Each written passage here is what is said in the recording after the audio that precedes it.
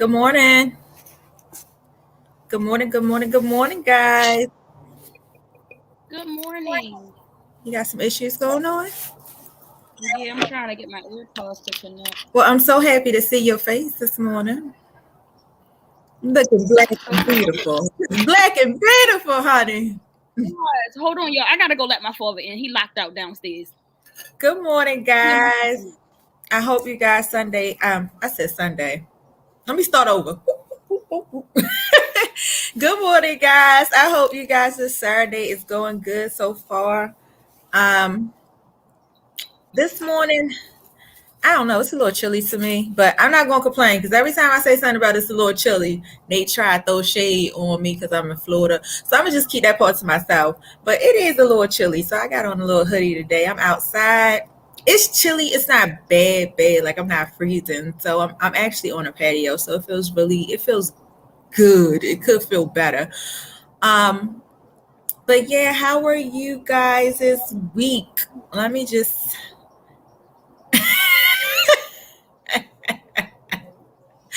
They gets on my nerves, but how are you guys this week? My week was how was my week? I don't know.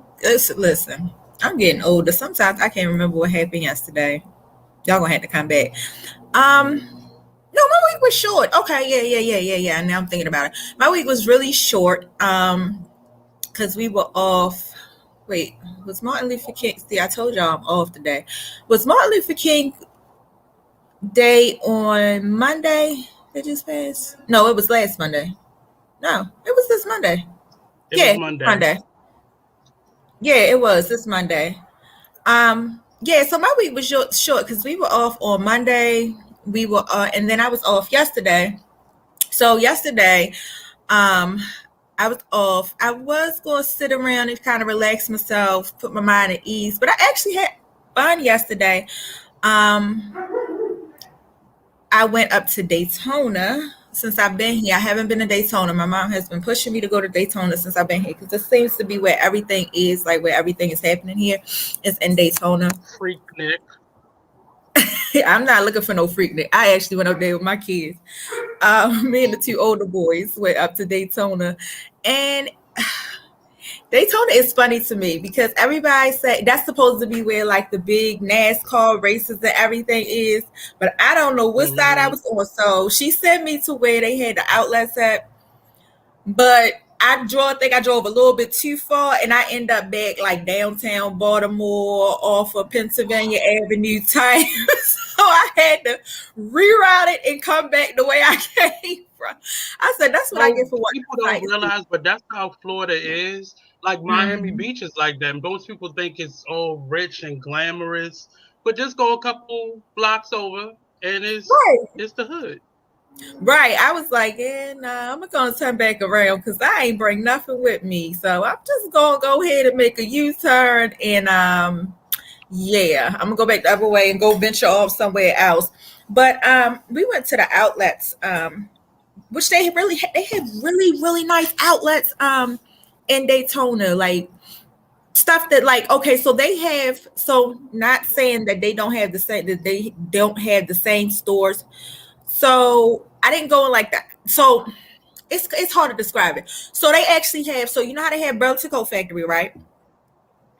They actually have a Burlington Coat Factory outlet. And like they actually have a Ross outlet. And they actually had way more clothes than I can find, just like in the regular stores. I was looking for Gemma a pair of gym shoes. But I'm not paying a lot for them. All the clothes that they haven't sold in the last 50 years? Is that where the clothes go to?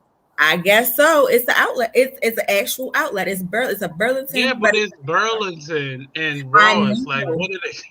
Well, I went there because Gemma needed some gym shoes, and I'm not paying regular price that you pay on tennis shoes that you wear every day for some gym shoes. I'm not doing it. No, she gonna find some cheap damn gym shoes. I don't give a damn if they Fila. Right. What's the other off brand? They could be remember them shoes AN1s? They could be AN1s. I just need to buy some damn tennis shoes somewhere to gym. But yeah, they had a lot of stuff. You don't, like I said, which I usually go. Ross is a good store. TJ Maxx is a really good store. I love TJ Maxx. I've kind of got out of Ross. My mother keeps pushing me to go to Ross because that's where she They get a lot all of the same thing. I know, but it's an upgrade. See, it's an upgrade to everything. So TJ Maxx seems to be like the high end of Ross, Burlington, and Marshalls. Marshalls used to be Just up there. say The Marshalls high went to the end. bottom. Yeah, Is TJ that Maxx. because you only can find TJ Maxx's in white areas? Is that why it's a high end? Because I've never seen a TJ Maxx in a It's city. because of what they actually sell. It's because of the things that they sell. Like they sell Michael Kors. They sell. Surprisingly, I went to a TJ Maxx in North Carolina. They had Balenciaga. Michael Kors is high end. Off season.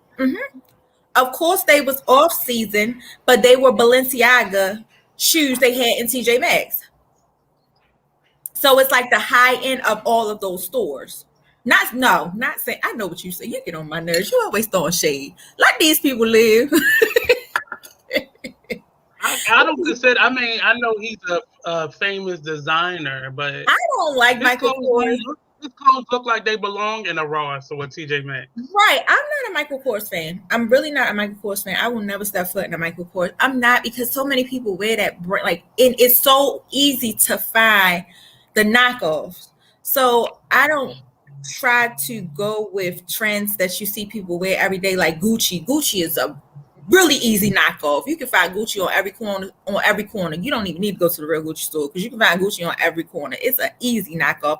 I've watched Etsy and YouTube videos on how designers was taking like regular normal designers, like new, what do they call it, like small businesses that do clothes and stuff like that. I watched YouTube videos where they went and just bought a Gucci scarf from the Gucci store and cut it up and made a bubble coat. So it's really easy to do knockoffs, especially with Gucci and Louis Vuitton. Louis Vuitton is another one.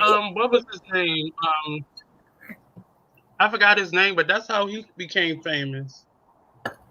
He used to knock off the brands for the hip hop celebrities. Oh, back in the 80s. Dapper Dan. Oh yeah. Okay. Yeah, but it's that I don't really tend to go in with a lot of different brands. I'm not a brand person, honestly.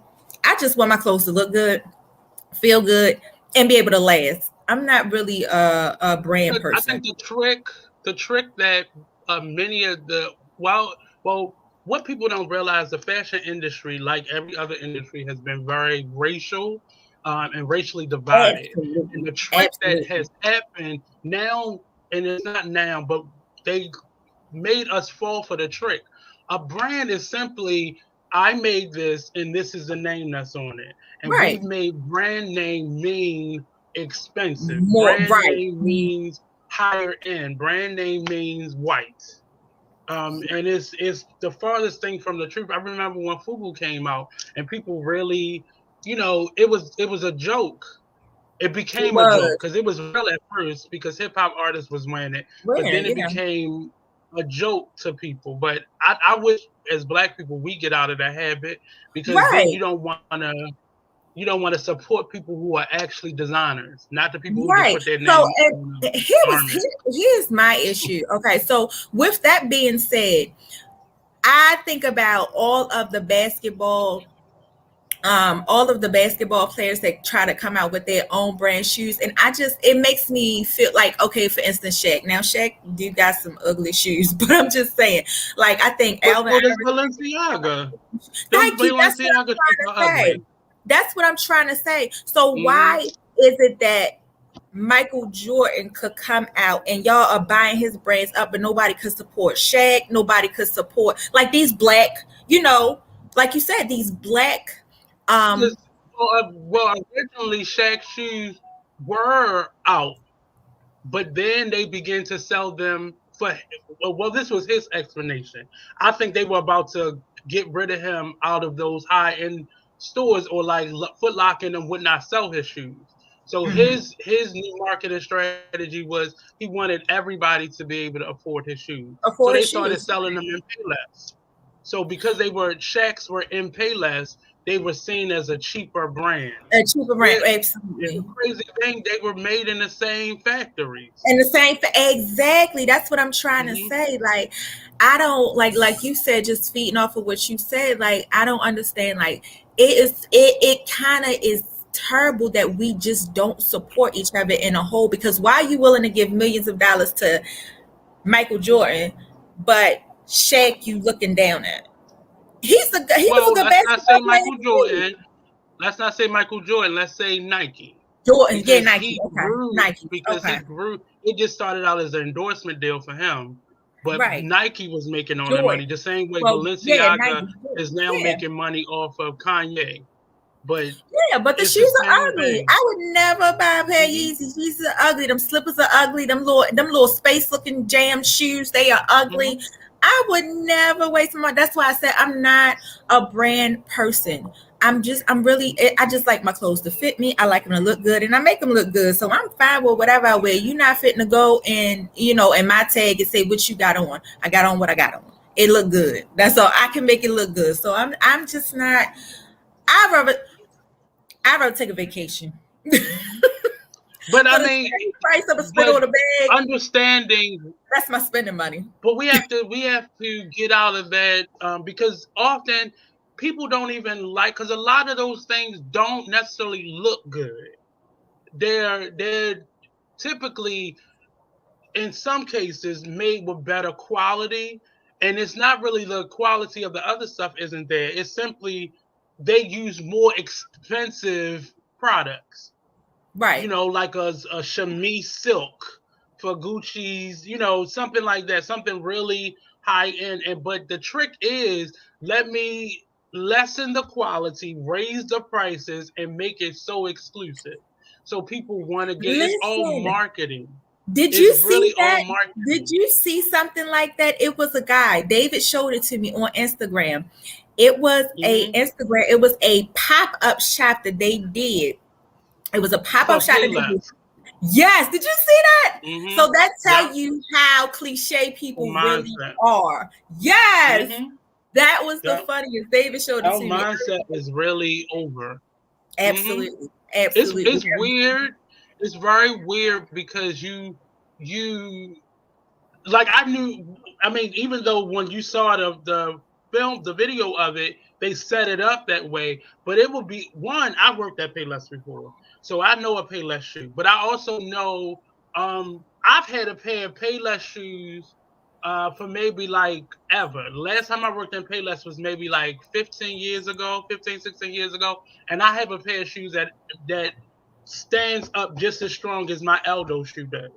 But that's because they started producing more quality shoes. That's why some of their shoes went up in price.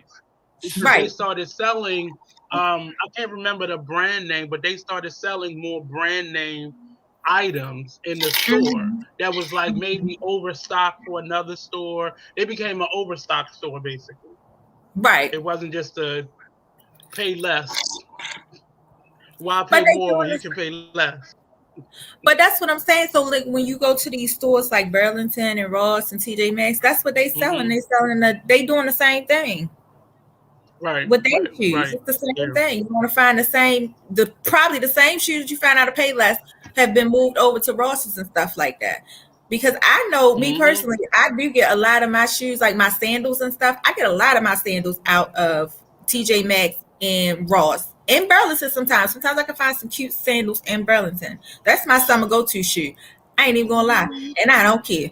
But because some of the stuff now, I know for me, I'm a male and I'm a thickums, so I like my stuff to last me.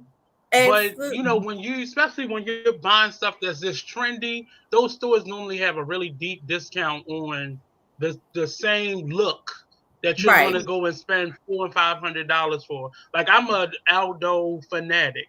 That's because the shoes are on trend, but they're also, I still have my Aldo shoes. Actually, like, those shoes, the more you wear them, and the better they begin to look.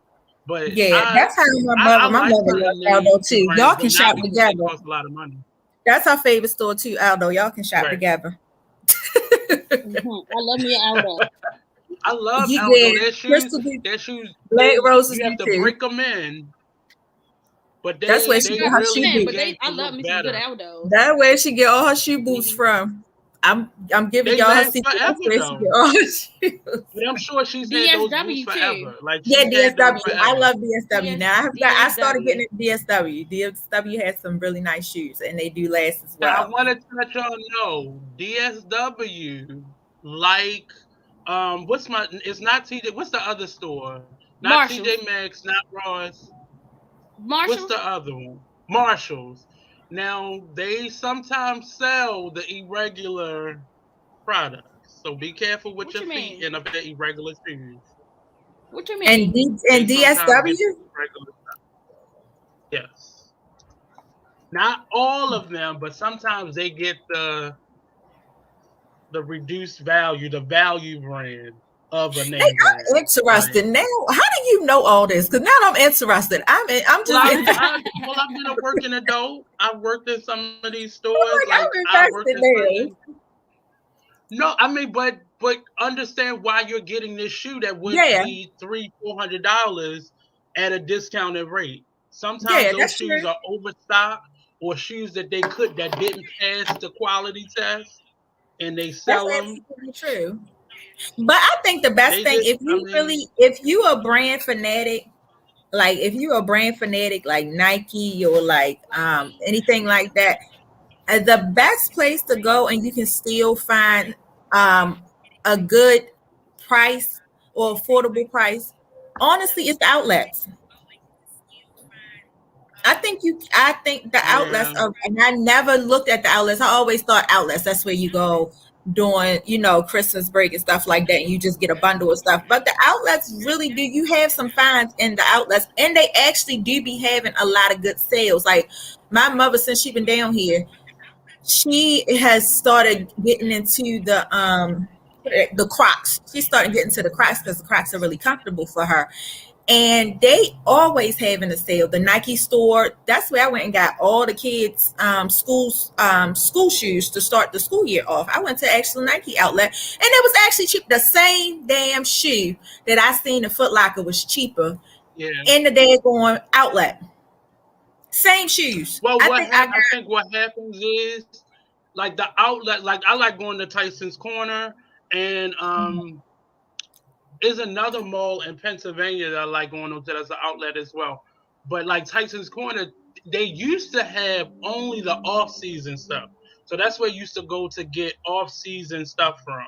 But I think what started happening was people started going there so much, they then had to start competing with the regular stores right. because people will only go there off-season. And they're, again, I've worked in an outlet before, and you sometimes, like Arundel Mills started out as the outlet mall. Like a It lot of the did. stores were I considered remember the when it first. outlet. Oh, yep, So that's when they begin to compete with the everyday store.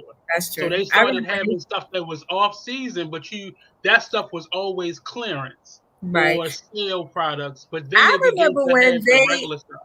I remember when they first opened Arundel And Mills. none of that stuff was out there. I was working there when it was only a bank that was sitting by its lonesome self up on a hill, and it was a McDonald's and whatever that was next to the McDonald's. It's like a whole community. It was no It houses is. across the street. None of that stuff was there. It Now it's like a is. village. I remember when they It's first a village. opened and they had Mhm. what's that store? J. Crew. That's where I worked at Payless at. They had J. Crew out there, and that's where my mother would Mm-hmm. take me to get my school clothes, and I hated it. I was like, man, I want J. to wear Crew, this. Abercrombie It's and J. Fitch. Crew. Who knows about They J. had Crew? But every name brand store out there. now I'm just like, now you see people, and J. Crew is expensive, and I used to cry when my mother used to take me in there to do my school shopping. Like J. I Crew hate still it. expensive. Yeah. I Yeah, hated it. it's turned into like a throwback store though. Like if you remember, it was Abercrombie. It was that store at Abercrombie and Fitch. Abercrombie, My yeah. mother used to buy me those long sleeve polo shirts with the, it had like the white collar. White collar, yeah, and that's it what was I'm like the saying. regular. I The hated white. those. Oh, I I hated felt those. like Things. she used to make me dress like such a prep, and I went to city school, so I'm like, oh, you making me dress like I'm in a county and I'm not. Like she would get me like the button down shirts and the like. I'm like, they don't know this style. Everybody in my school is wearing Fila. Right. Yeah. I want to wear what they wearing. But y'all, let's get into these shirts. Right. Me too. But y'all, let's get into these. Can y'all hear me? Yes, we can hear you very well. Oh, okay. All right. So yeah, I had two hot topics. I had two. No, actually, I had two. So I got three now because I just seen some mess on Instagram. So the biggest hot topic I wanted to talk about these egg prices. Goddamn egg prices. Y'all letting these markets. I mean, it's the consumer that's allowing this to happen. But that's not the topic that I'm going towards. So, what's the topic? You said the prices. No, but that's not the way I'm going with it. So, when we talk about these egg prices, everybody's on here talking about these egg prices went up, these egg prices. So, I was sitting down the other day. I was, y'all know I work from home. So, I'm sitting down, got my computer on and waiting for my calls to come in. I started watching the news. And they pop up on the news. The first thing I hear is, oh, I know many of you are starting to do your own farming with your own chickens to kind of get away from the egg prices. But be aware, I'm like, oh Lord, here they go. So I'm really convinced about so when they came back, they said I feel like they basically trying to steer people away from being entrepreneurs. Pretty much. And going getting farming. Because if you think people away from farming. Right, because if you think about it, if everybody start going out and getting their own daggone chickens and growing eggs, that's a loss in the and consumer like the money that they getting. That's a big loss for them. Right. So now they're saying that the CDC, well, it's pretty much from CDC. It's discouraging people from farming and having their own eggs and stuff by saying, oh, you have to watch out for salmonella poison. Here's the thing. You got to watch out for salmonella poison with regular eggs. Mm-hmm. Here's the thing. That's dumb. Here's the thing. We have been hearing about salmonella poison in the stores. So now if that's all y'all could come up with is the CDC is discouraging people, like they are basically trying to wave people away from having their own chickens and making their own eggs at home because now they losing money. Y'all pay attention. I'm officially on board with the government conspiracy people. I'm officially on board with it because I'm starting to see a lot of things and I'm just like, wait, what? We've been having salmonella. Salmonella been coming from the factories that's sending the chickens out, like actual chicken out. We've been hearing about salmonella. We've been hearing about salmonella from everything. So now all of a sudden that people have gotten smart and have figured a way around the government, and now they feel like they get ready to lose money. Oh, now watch out for salmonella. What about the salmonella poison that people have been getting from going to the regular grocery store and buying the chickens and the eggs? I'm just convinced. But it's a real concern though. It's on the conspiracy side. I'm on board with them. It's a trick that they always do. When they go against the vegan community or when they go against raw vegan communities that's always been a thing. But on the other side, the people who are starting farms and starting there are a lot of urban farms popping up. They still have to be careful because some of the same problems that they get on a mass level can definitely happen on a micro level. I feel like all of a sudden now that y'all raising prices and people finding ways around y'all, now all of a sudden y'all just coming up with these things because now y'all fearing because now you about to start losing money. Because y'all want to be raising prices. So now we actually getting smarter and we figuring out ways around it. Now y'all coming up with all these different, all these different conspiracies. Oh, you have to do this, you have to do that. That's going to always be a thing though. Why not just tell people? So why would you come out and kind of scare people off by saying something else instead of saying, okay, if you're going to be, if you're going to be a farmer, you're going to get these chickens and you want to grow your own, you want to have your own eggs, here's the steps that you need to take, X, Y, Z. Why wouldn't you just say it like that? I'm on board with the government. Well, I mean, because it's competition, though.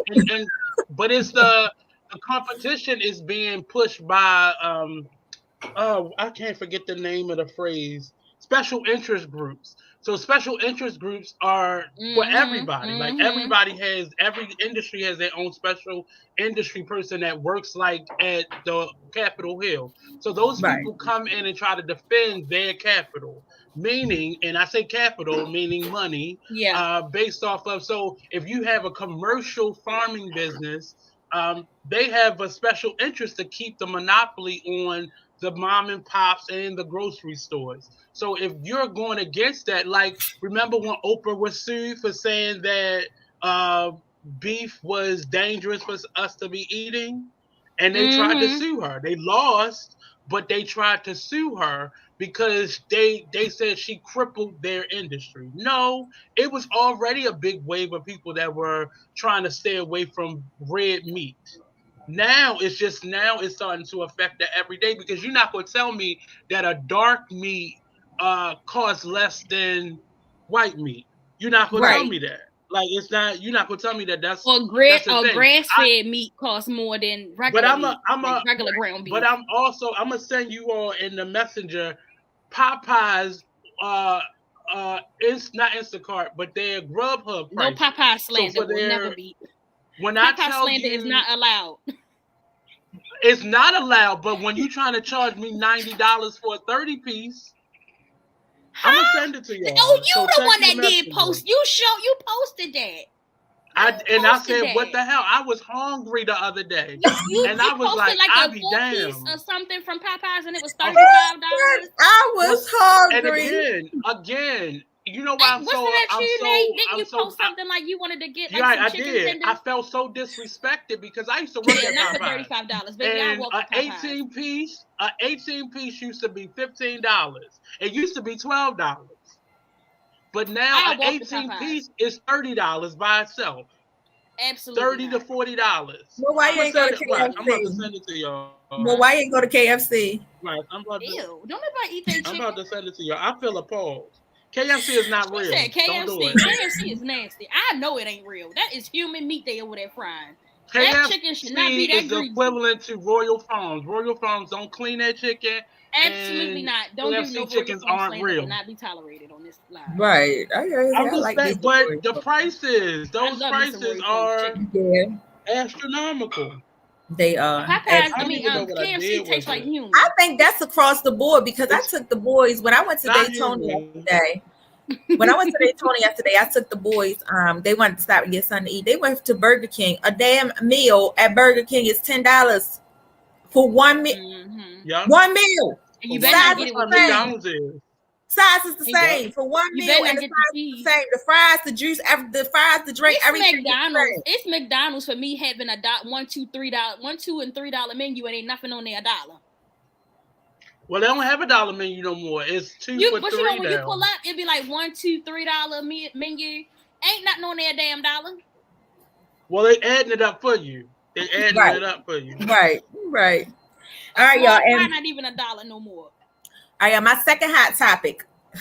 I just saw it. I jumped on Instagram. I just saw it. Blueface and Krishan expecting a baby. Is this for real? Mm-hmm. Is this for real? Let's pray that it's not. That's for real. She's for real. She's so dysfunctional. Like, y'all don't need to have. Why would y'all even do that? Y'all is too dysfunctional to take care of y'all own self. Like, why would y'all even do that? I just watched. I got a hot topic too, y'all. Go ahead. Yeah, it's real. Oh, how about my young Miami came out and said that she like golden showers. So now I think I heard that. No. Okay. One day calling him P-E-E Diddy. Speaking of golden showers, Speaking of golden showers, I was listening to some podcast. No kink shaming, no kink shaming. No, we definitely don't do that here. Absolutely not. I was listening to some podcast where that guy there going, Kevin Gates was on there talking about he drunk this girl pee out of a cup because she was so clean. Ain't nobody that day going clean. Pee is pee. You don't just made me want to throw up in my mouth. No kink shaming. I don't care. He was driving in the car and he asked her wait, say it again. What she said? No kink shaming. No, what did you say? Gates was on somebody's podcast and stated that the girl was just as clean and pure as him. So she peed in the cup and he drunk it. Oh, okay. No kink shaming. Girls pee before. But on the flip side, y'all, I don't care what y'all say. I don't care who is against it, but I am all for it. This damn Yo Gotti is winning. Yo Gotti is winning. Y'all remember his song? I got a crush on Angela. They are officially together and they look so cute together. I love it. I'm here. I know Crystal upset. I know Black Roses already seeing each other. I know the Black Roses upset because that's her baby father, but he taken. No, I'm more so upset about Jeezy, but we ain't gonna talk about that on this show. Remember when you took me to that? Remember when you took me to that Yo Gotti show down at Redwood? I won them tickets on 92Q, y'all. One day, I'm gonna tell y'all how this happened. One day I was sitting at Jalen's school waiting for him to come out of school. This when he was going to Gardenville. And Pork Chop was like, call the radio station, right? Pork Chop was on the radio. It was like 3 or 4 o'clock or something like that. And he was like, call the radio station. You know, we got these Yo Gotti tickets. I'm like, let me call up here because that's always busy. When I called, first ring, he picked up and he was like, your caller number 9. I'm like, oh my God. I was so excited. He was like, you gonna go see Yo Gotti? They got 2 tickets. This one, Dubai was downtown. Dubai was right downtown with the old Redwood Trust. It used to be so many different clubs. It was a Red Door. I mean, it's been so many different things. It was so many different things. It was the Redwood Trust. It's a theater now. It's a theater now. Yep, it's a theater. Yeah, the Chesapeake. I was so happy. I'm like, oh my God, we gonna go see Yo Gotti.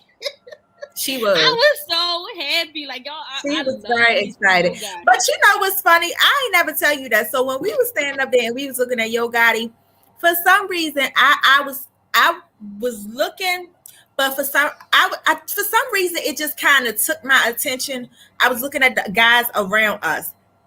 Cause I just was hearing their conversation and I was like, it is so many haters in Baltimore. Like, y'all really paid y'all money to come to see him just to talk about him.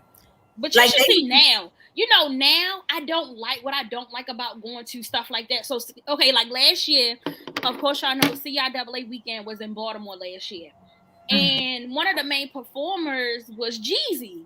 Mm-hmm. Y'all know I had to go see him. When he came on stage, the men were like, you know, oh my God, like trampling over top of the women.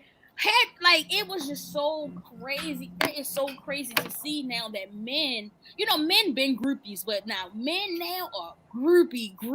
Like, they are groupies. It is so crazy to see how pressed they are to just be with a celebrity. Like, oh my God, look at this. Look, like, oh my God. It reminds you of what y'all used to do, huh? How women used to be. It reminds me of how women used to be. I have never been one of those people. Absolutely. I have never been like that. I don't know. If we name the right celebrity, you be like, oh my God. Right. You have a celebrity that you would do that for. I have never. Remember we went. I ain't saying you haven't, but there is somebody out here that you would. We just seen Yo Gotti. Remember we used to always see Drew Hill down at the tunnel, and everybody used to run around when they see Nokio get out the car at that little gas station right there. Girl, you remember? Please, I don't want nobody going off with nobody in a club that you got to go in the alley to get in. No. I ain't know no better back then. I was young. Y'all were we was young. We weren't old enough to be in there. You know how old we were when we went in tunnel? We had fake IDs. We were under daggone All the 15. girls did. You ain't had no fake ID because they didn't even look at your ID. We If did. you We were a girl, you got in the They club. sure didn't. But They we went sure to the didn't. cash. We went to the cash. Which cash? Check cash Your place. mama did that Don't so put my you mom could get out there. into Shut up. to You get talk too into much. the, Don't put my what's mom it out called? there. You talking too much. Don't put my mom out there. You talking too You much. did that so to get into the what's it called them? You talking too much. Don't be putting my mom out there on blast. Yeah, we had the fake IDs, but yeah, I don't know. I ain't never. And I used to work for TSA, and I used to see all type. I seen Mario, and I seen Maya, and I seen Ray Lewis when he but was. Is there a celebrity that you would do that for? She not going to say it. She not going to say it. No, I'm serious. I would never. I don't. I'm just not that person. Like, I just be like, you're not that person. We're gonna figure it out. I'm that person. I have celebrity crushes. I have my celebrity person crushes, is but if Jesus. I see Y'all my know that celebrity crush, you're not gonna see me jump up and say, "Oh!" Run. It might be like Future or something. She probably got one of those nasty crushes, like Future or. She give me like a I wouldn't say Drake. I wouldn't say Drake. It'll be like, you know what? It'll be like somebody probably like Fujiano or whoever the hell that boy is. Him. I don't even know how to say his name. She'll do it for him. See, there she go. I won't jump for him. I still won't jump for him. I still won't jump for him. I'll be slick with it. I slide around past everybody and be like,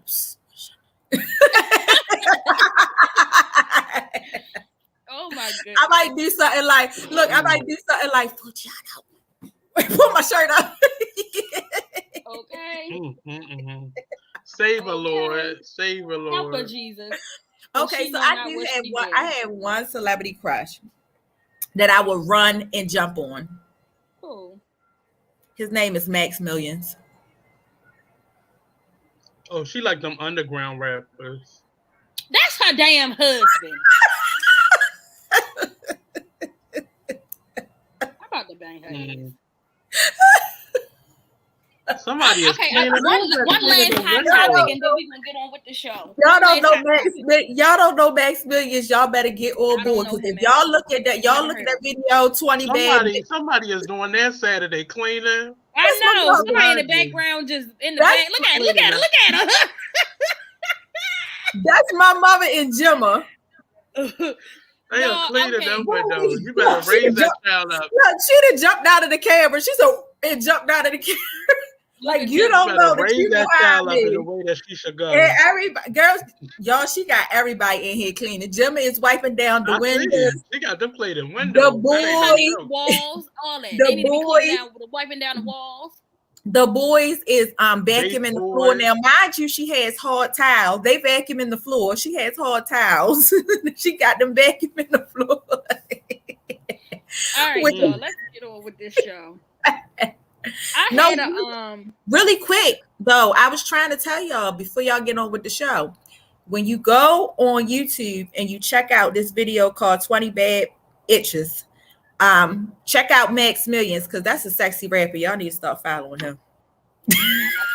Now go ahead with your topic. Not my speed. Yeah, y'all go ahead with your topic. I just had to put it out there because that's my celebrity crush. I had to put it out there. I had one hot topic that I wanted to talk about. One more hot topic. I had sent Nate a video, but I don't know if he could use it. But I wanted to talk about online. We can play the sound of it. We can play the sound, but I can't put that video up. Okay, you can play the sound. I want to talk about online dating, and the horrors that we face as Black women when it comes to dating online. And this is a message that a young lady had received from a guy who she gave her number to. And Nate about to play the audio for you guys. For the message? Hold on. Yeah, he about to play the message that the dude left the girl after she gave him her number. Yeah, give me a one-word response now, bitch. Y'all hoes always trying to talk about y'all job like who gonna pay my bills? I'm a grown-ass fucking woman, hoe. Who gonna pay my bills? Me, nigga. I got a fucking job too. What the hell? Y'all women always talking about y'all job, man. I don't give a fuck what you do for work, how much money you make. I don't care what you got. That was not the objective here. It was to fucking chill and then honestly try to fuck. Because you crazy as hell if you thought I was trying to plan anything else out with your ass and your texting sucks. You and all these other fucking women got everything in common. And y'all women get mad. You love to get upset when men categorize y'all in the same breath as other women. You do the same shit. So let this light-skinned nigga be the first one to tell you this way. He definitely gave light-skinned energy. He definitely gave light-skinned energy. I'm not for sure. It might be.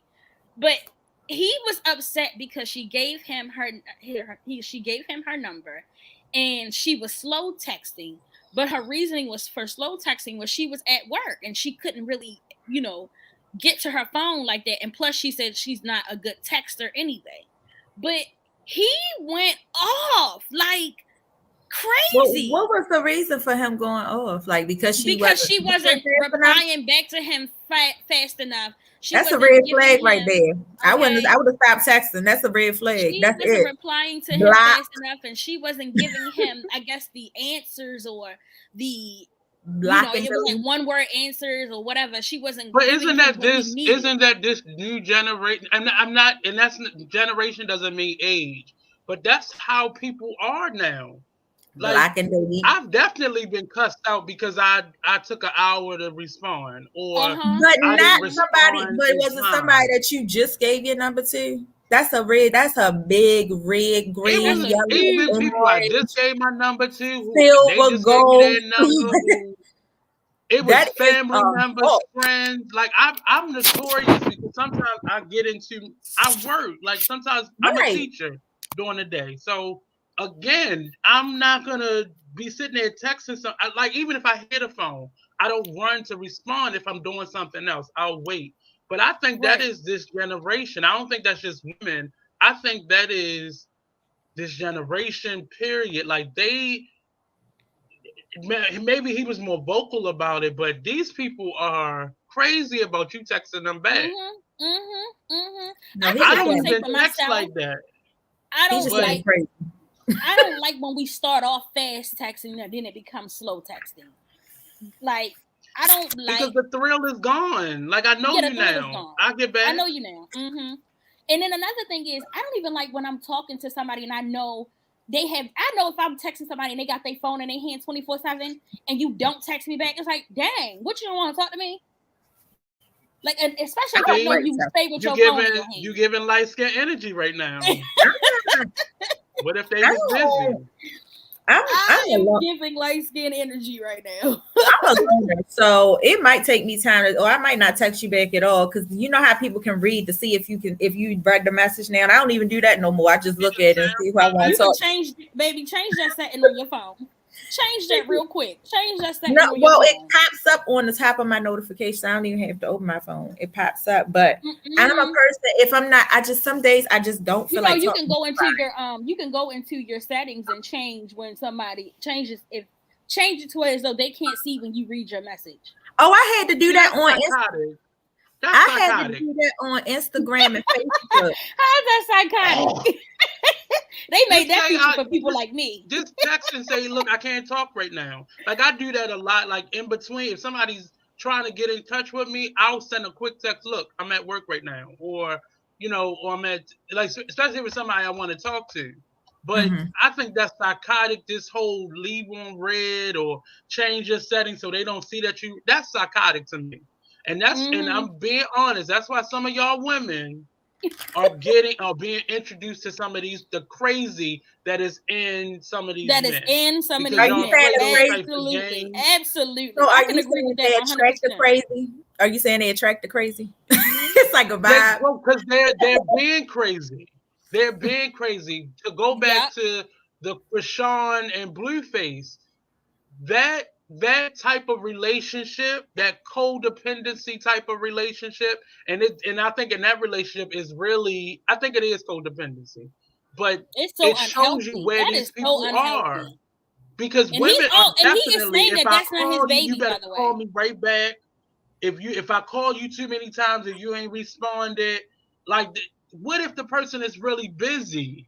Right. And I want to be by myself because I can't. I can't. I recently did that to somebody. I went You off just to want them somebody. about. No, Nate wants somebody on his own terms. He wants somebody, but on his own terms. No, That's what he no, wants. but we're human beings. We are human beings. So if I don't respond, just that's why I like to talk a lot in the beginning, so we get a lot of who we are out. But some people want to hold stuff back, so you don't. I don't see like that they either. got a tick. I don't understand why we do that as humans. I don't get it. Why when we are interested in someone, we hold our real self back. Show me you're crazy up front and let me know that I can let you know if I can deal with your crazy or not. Show me that you're a little not right up here. Let me know up off. But see, on the other side of that, people want to be loved, so they feel like showing that side of themselves will not get them love. But when you do show it, I'm just gonna leave.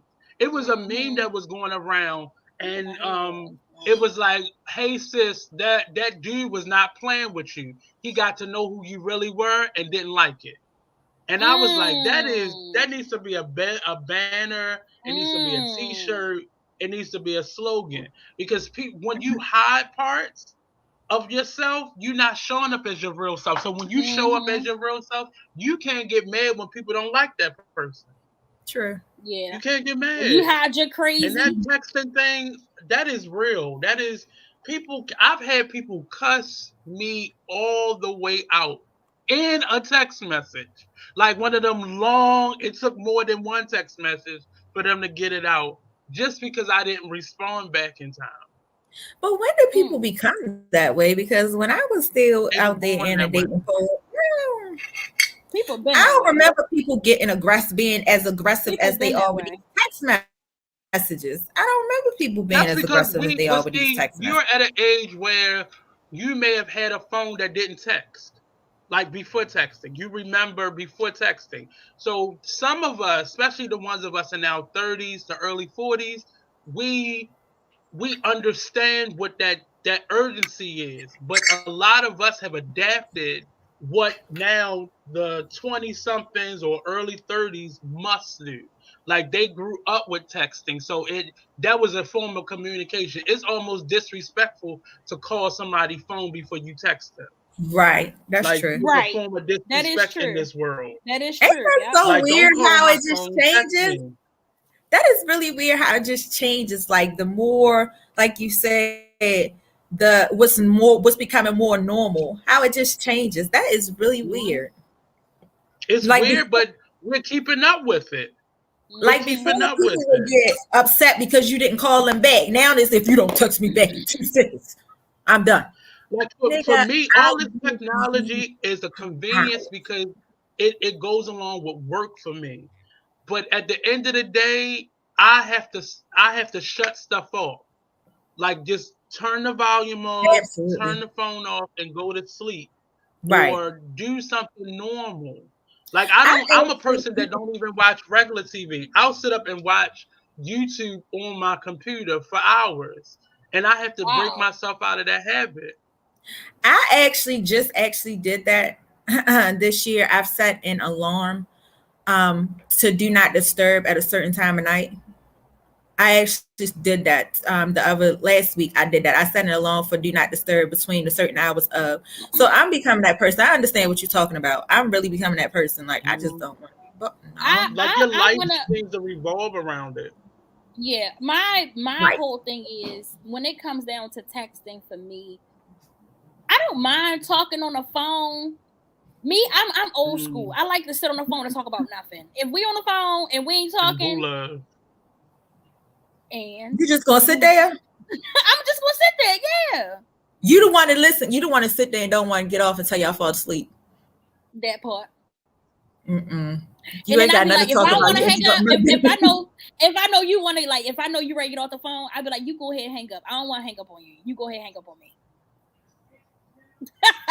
But then you gonna feel some kind of way. You one of those. No. I'm not gonna feel no kind of way. Like, oh my God, he hung up on me. I'm just gonna be like, all right, he hung up first. I don't like to hang up unless I'm busy. All right, I'm gonna call you back. Click, but I feel like it's a distraction. I'm not sitting on the phone with you. You're sitting on the phone and we done this conversation. I'm getting off the phone. I'm not in those stages anymore. I'm ready to go. I don't care who it is. I like to just sit on the phone. Even me and Jalen do that. Me and my son do that. Me and my son will literally get on FaceTime, say what we gotta say, and it'll be dead silent for like 5 minutes.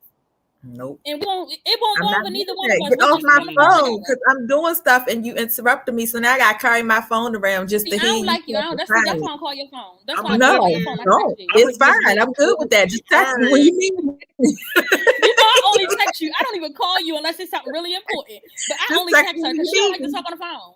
I don't like that. I like to talk on the phone. I want to hear your voice. Yeah. I'm a person, if you text me more than 3 or 4, now I have certain people I know, like they're at work and they're texting.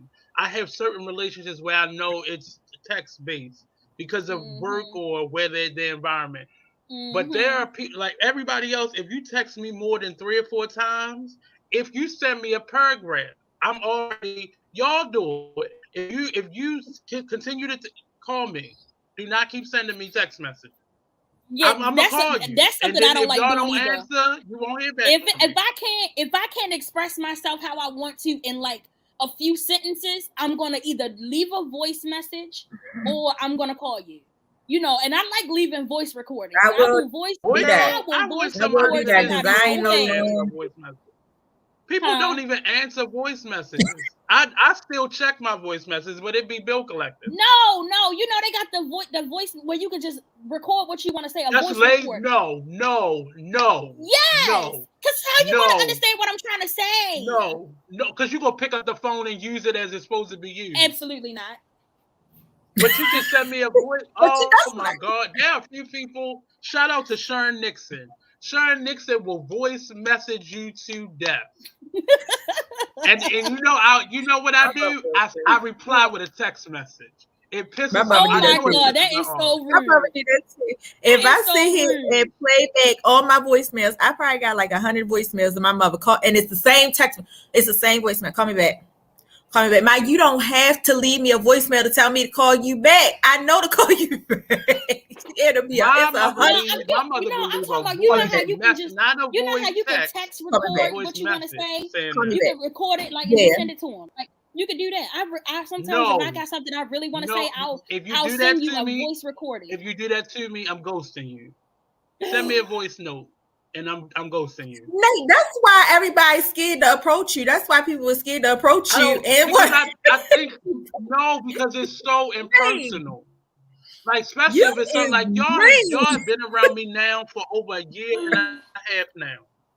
Oh my God! It's been over a year and a half. You know me better than you send me somebody's voice message. You better pick up that phone. Or we get on a 3-way message on Facebook or something. I'm gonna voice record you. I don't even need to see your face, but you better call me. I'm gonna voice record you just because. I'm sorry, I grew up with a great grandmother. That's so we are so distant from each other. I know people who talk all the time, but they don't even know each other's voice like that. Like everything is text message or voice notes or voice memos or Snapchat. You meet somebody and the first thing they say, do you have what's the app? Is it one of the voice? They don't even give you real numbers no more. Everybody using fake apps for their phone numbers. Now. They got Text Now apps. Text Now or WhatsApp or one of those. People don't even use their real numbers no more. Like I can't even have your real number no more. Mm-hmm. It is the weirdest thing to me. I don't. That's the that WhatsApp. I don't like that WhatsApp. I used to use that. We used to use that WhatsApp. Remember when we had the group thing? Mm-hmm. We used to use the WhatsApp for all of us. For all of us as best friends, we would use the WhatsApp to talk to each other or to play games and like virtual games and stuff like that. I had to take that off because people was somehow like from my Instagram or my Facebook, they was calling me on WhatsApp, like random people. Well, yeah, because your social media, what happens is your phone number is attached to your WhatsApp. So on social media, that number, if your number isn't private on your social media, that's how people get they don't have your number. they are calling you through WhatsApp because your message comes up. But for you, it comes through as a call. Right. And that's why I'm like, what is wrong with people? Like, okay, I understand. So it was attached to the KD page, to the Facebook KD page. And of course, trying to promote and stuff like that. So you make people your friends, but as soon as I would make them a friend, it would just be like random guys would just call me. Like, what are you doing? Like, are you really that mental? Why are you calling me? This ain't no dating app. I ain't on no damn Facebook dating.com, whatever it's called. Why are you calling me? Like, it's so rude.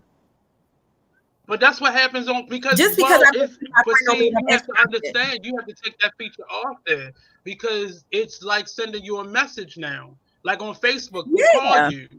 And for me, it does. Like, if I don't know you, I'm gonna say, hey, what's going on? How are you? Can you, let me know what you are? Because I always have to let people know all my social media is personal. I mean business. So I always say to people like, what's going on with you? Or, how are you? Can I help you? This is the Nate from the Artist Exchange or something like that. But I don't, but that's a feature. I had to stop catching an attitude because it's a feature. And if I don't want that feature, I have to cut it off. Like my personal profile, I have that feature cut off. But if you are a friend of mine, you can call me on Facebook. If you're a friend on my Facebook page, so that means anybody. So it's no way to cut the feature on the Facebook to like from people calling you like just random people. It's like as soon as I make somebody my friend, like I said, because of course it's my business page. So of course I'm gonna stop friend, so we can get views and stuff. But like just random guys just call. So I think you can I know you can restrict people who aren't on your friend list, but I believe you can block certain people from being able to call you. But I think you have to go through block to do that. Like I think that's I have to physically go in. I think you can block individuals from being able to. But that's a lot. That's what I'm trying to tell you. It's a lot. Like I can go through my daggone Facebook now and just show it is a lot. Like as soon as you make them your friend, and I'm like, what is going on? I am not on here. Did I say I was interested in you? Just because I made you a friend don't mean I'm interested in you. Yeah, but sometimes you have to understand why they may be reaching out to you. Like they may not, because they may see that you are part of FMG. So that's why they may be calling you. Or like Katie, you do a radio show, you do this podcast every Saturday. So I'm telling you, a part of that is people thinking they can reach because your page is still business oriented. So and I tell a lot of business owners, your social media is still your business platforms. I know people who won't take a business meeting via message. Like if we're you have to email me. Well, I'm messaging you right now. So either call me on my phone or not. But you have a business. So if your social media is business, people are going to contact you that way. Now, there's still going to be inappropriate people who reach out to you, but at the same time, it's still going to be, your page is business. You have a podcast. People are going to reach out to you. Like on our Instagram page for I.Am.She, there were fellas that were reaching out, and I would try to erase them, but I think I didn't erase one when, and I, I stopped erasing them because I didn't know if that was, like I've never met your husband, so I don't know what his page name is. So I was like, maybe I'm erasing messages. But I remember it was with you. It's that FMG This is a business page. It's that if you don't know, I go through that too. I go through that, but like somebody, especially on my jewelry. Yeah.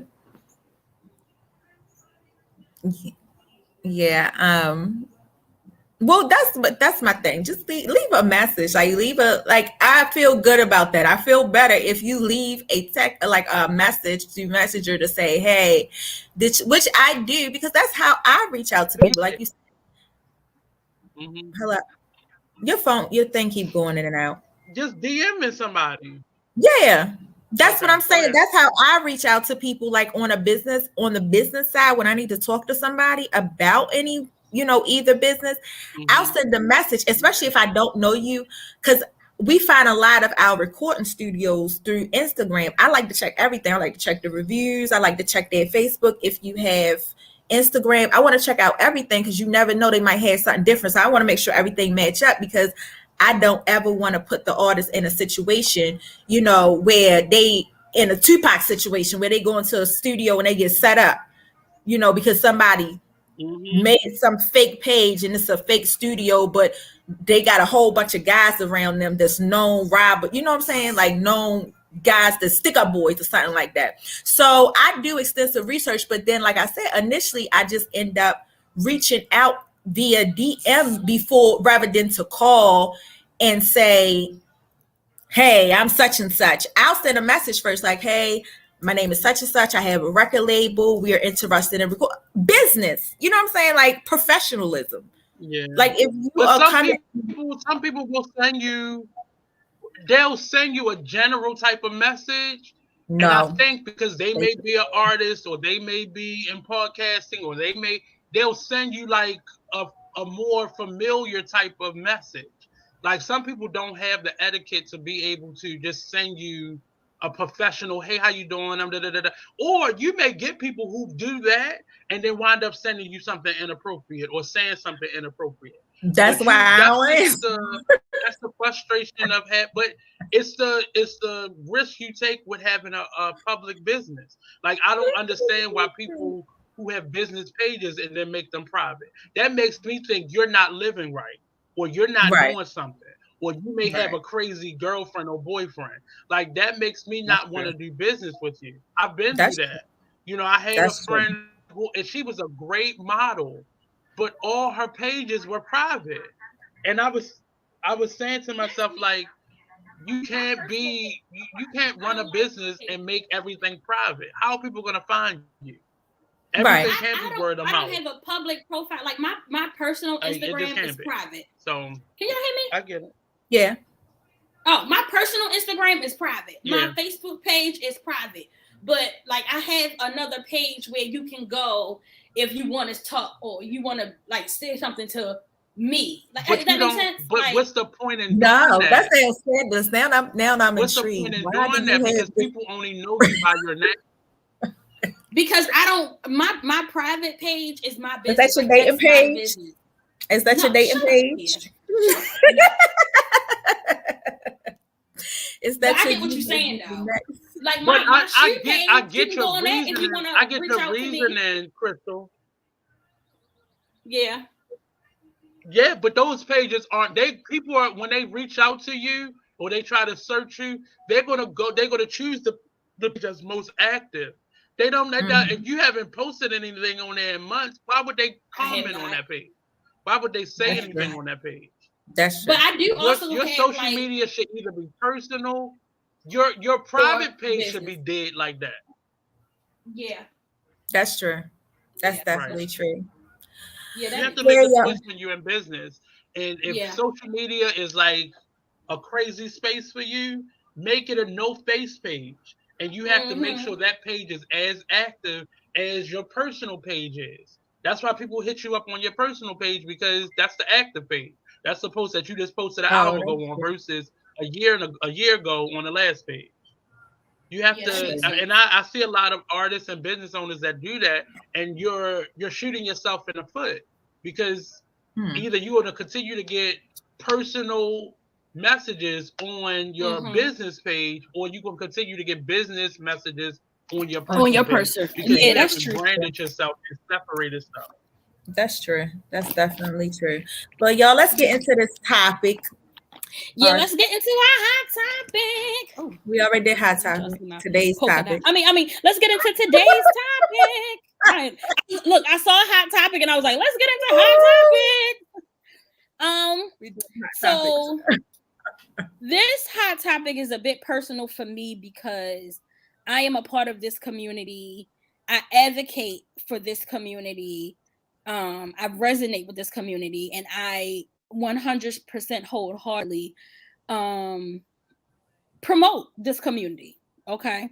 And a lot of men have a problem with that word promote when you promote this kind of community. I'm talking about the single mothers of America. We all unite. The SMA. Can you define Single Mothers of mother America. before you go Single forward? mothers, and this is my definition of a single mother. My definition of a single mother is a woman who has her child or children, and it is that those dependents are solely dependent upon her. They are all taking from her. They're getting fed by her. They're being nurtured by her. They're being taken care of by her and her alone. That is a single mother. If you are a woman and you and your child's father are co-parenting, you are not a single mother. You're a mother that's single. You're a mother that's single. You're not a single mother. I get it. Okay, single I get mothers it. Can I say real quick? That is the discrepancy between men and women. So if you have a dad and you have a mother that is outwardly saying I'm a single mom, men often have an issue with that phrase because they're paying child support, or they're picking up that child from school every day, or they're doing things that they're supposed to. Not the deadbeats. We're not going to talk about the deadbeats, but a lot of men catch an attitude. Child support does not make up for your physical presence. That is your financial piece that you're being obligated to, right? Physically, if you're not there in a physical aspect, you're not taking care of that child. Because but you just said the definition of a single mother is I am taking care of this child financially and emotionally. You just said that. But a father, if you take one of those parts away, does that eliminate and you're just any sending child support, and you're not, if you're father and all you're doing is getting your child support legally taken out of your check, you're still a deadbeat. Because it's more to it than just being a financial piece. And I'm gonna say that, and I'm gonna say this to mothers. If you're not playing a part in it, I'm gonna say this about mothers. If you are a mother and all you are doing is financially providing for that child, you're a deadbeat. You're a deadbeat. You mean like so are you saying like if they're still like the kids are still physically there with them, but all they doing is working? Is that what you mean? Well, no, all I'm saying is so say like you have kids, they're deadbeat moms. You have your children, they are in your custody, they are in your care, but only thing you do for them is buy them stuff and that's it. Like you don't pour into your child. And being a parent is more to it than just being a financial person. It absolutely is. You have to pour into your children. You have to nurture your children. You have to instill things and morals and values into your kids. Buying them shit and just showing up when just because you want them out your face is not being a parent. I say this a lot. A lot of people get it misconstrued. Oh, I'm with my kids. You're not with your kids. You only with your kids when it's beneficial for you.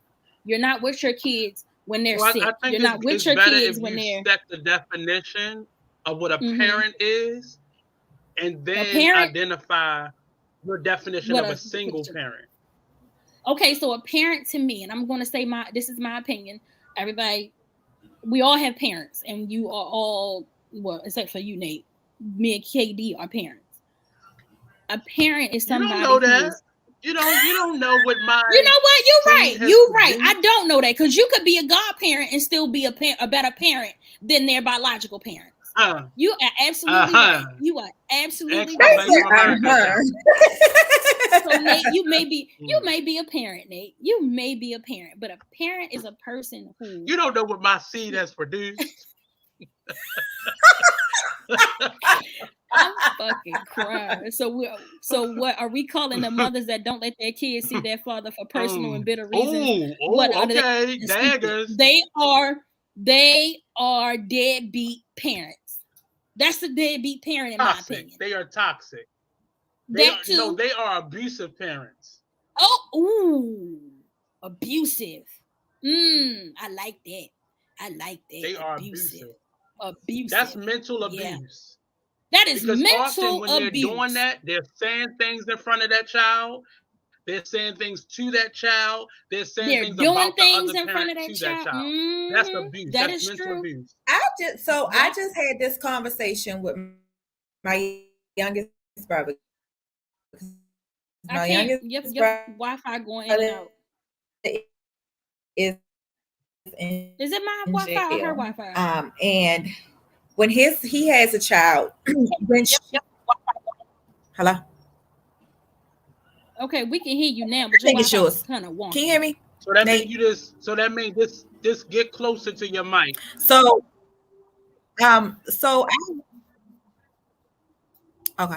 So my issue is, so I just had a conversation with my youngest brother about his baby's mother when she gets attitude or she feels some type of way or she in one of her moves because she just found out she was pregnant, but of course by somebody else. She just found out she was pregnant.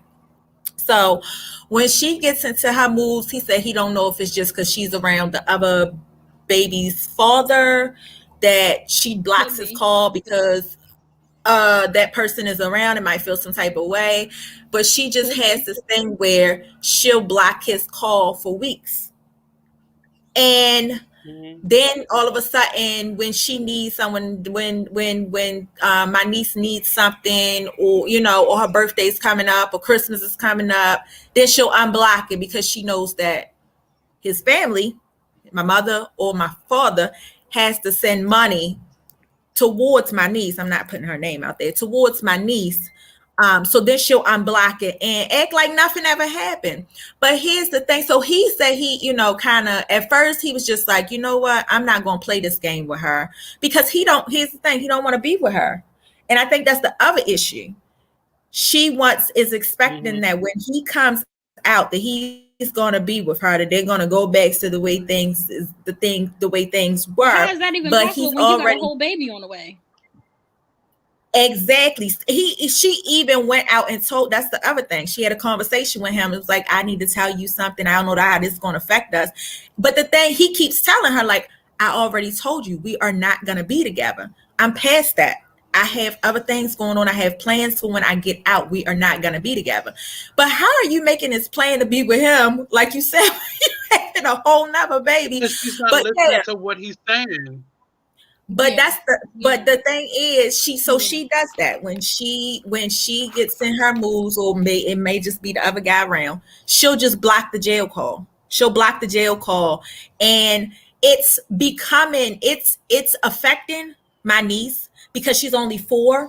So by her blocking those jail calls for the extended period of time, when she finally gets on the phone with, this is what is affecting him. When she finally gets back on the phone with my brother, she doesn't know who she's talking to. She's running around like, she don't know. So basically he has to start all over again. She's running around like it's another phone call because I'm pretty sure the mother put the phone in her face all day. He has to start all over again. And I feel really bad because I know that plays on your mental when you really just trying to be there. And it has nothing to do with you. But it's really uncontrolled. It's really, I feel like it's really, really affecting him because he never really voices too much when it comes between them. I'm not that sister where I'm like, oh, that said this, I'm getting ready to go get, I've never been that sister. I try not to be personally involved in any of my siblings' relationships because, like I said, at the end of the day, you don't know what's going to happen. So I've always played on not being that person.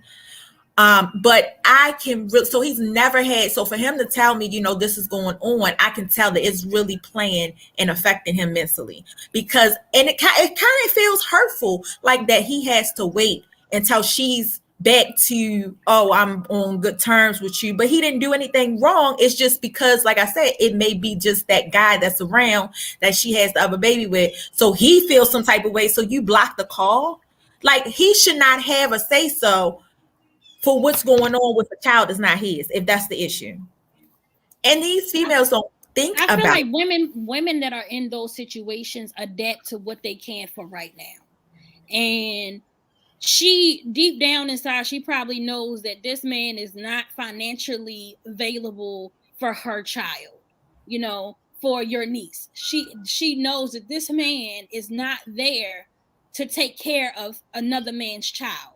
And that is what a lot of men are saying. I don't want to be responsible and I don't want to take care of another man's child.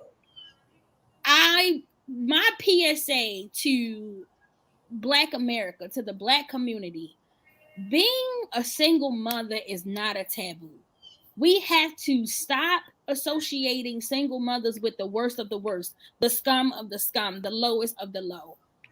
Every single mother is not out here bitter. Every single mother is not out here trying to get somebody Not for at all. something.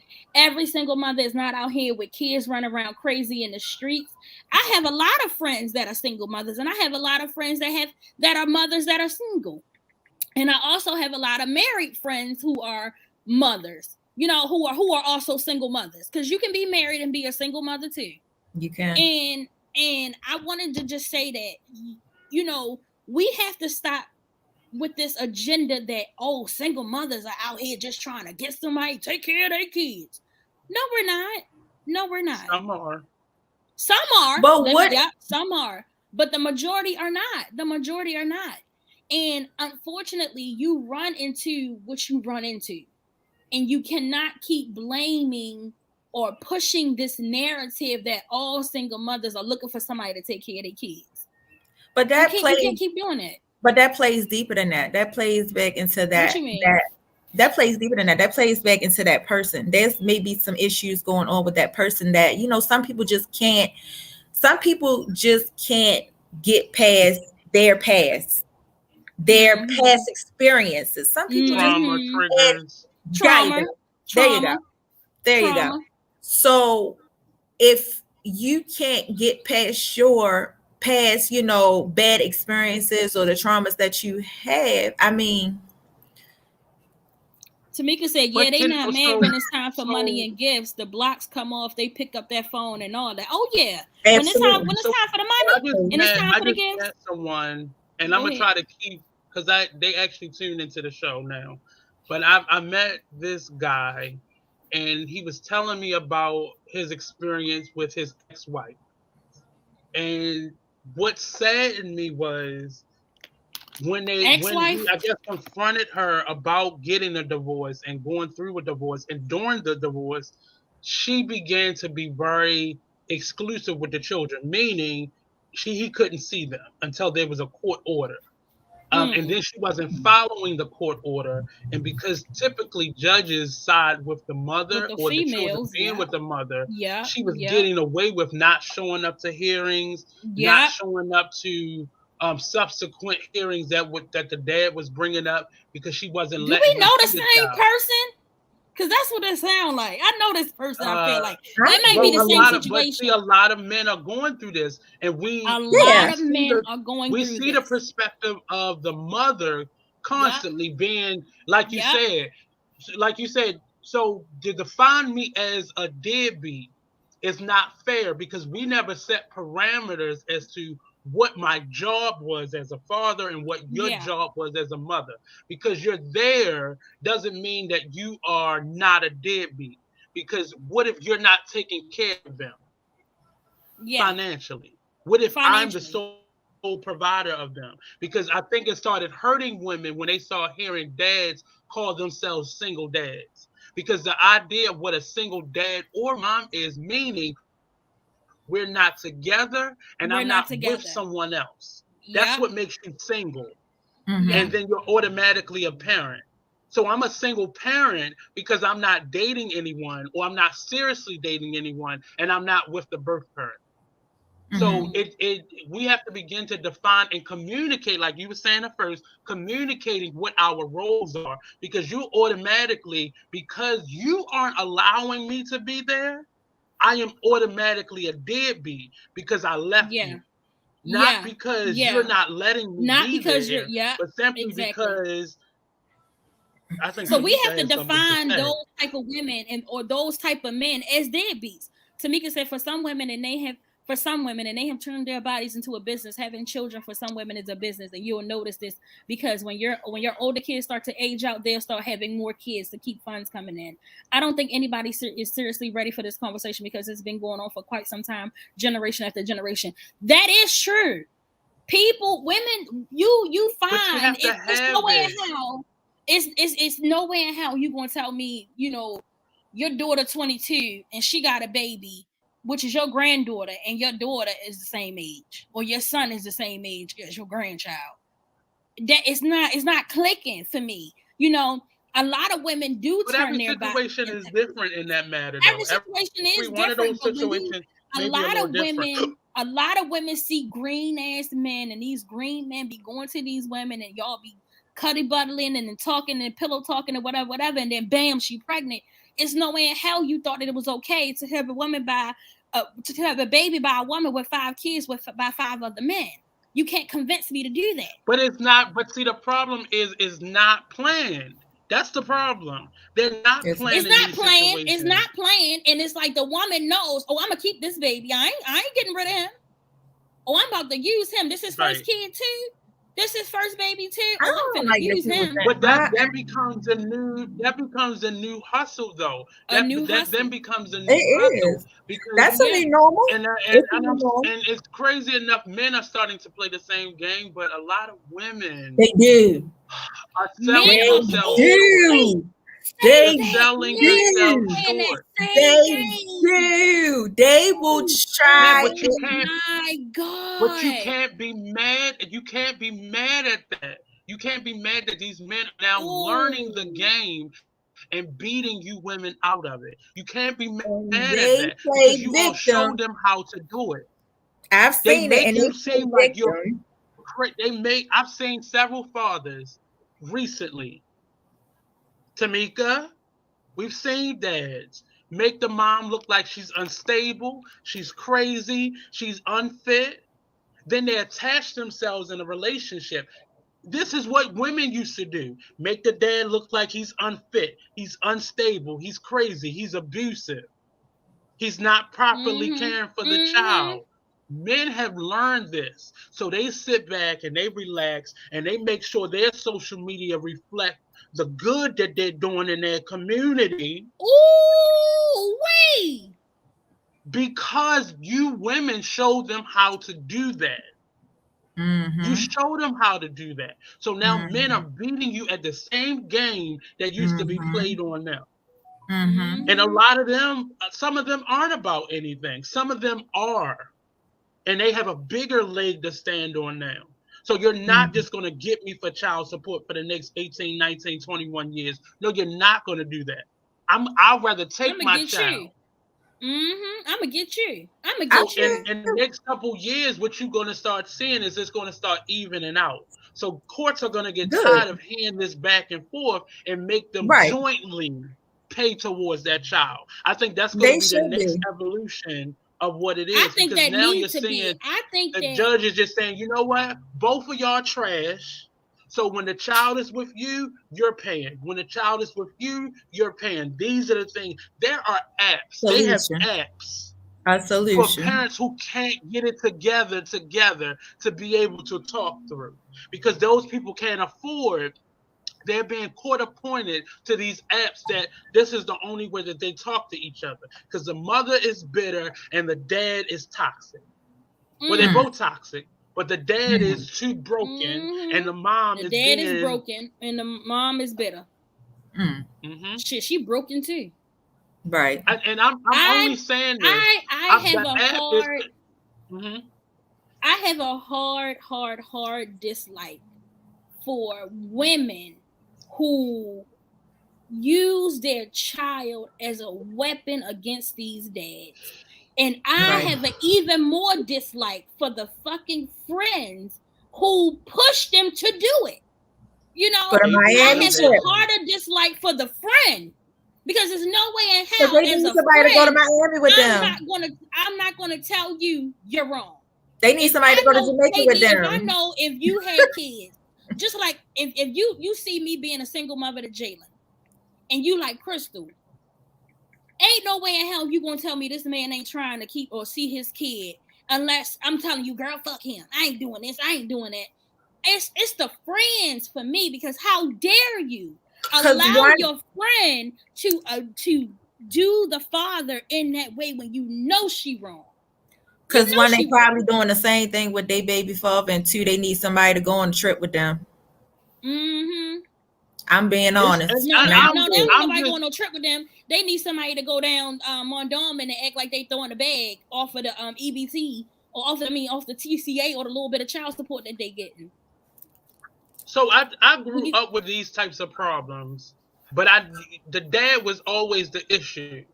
As I grew older, I started seeing the other side of the story too. Not meaning it's a mutual thing, I believe. It's not one-sided.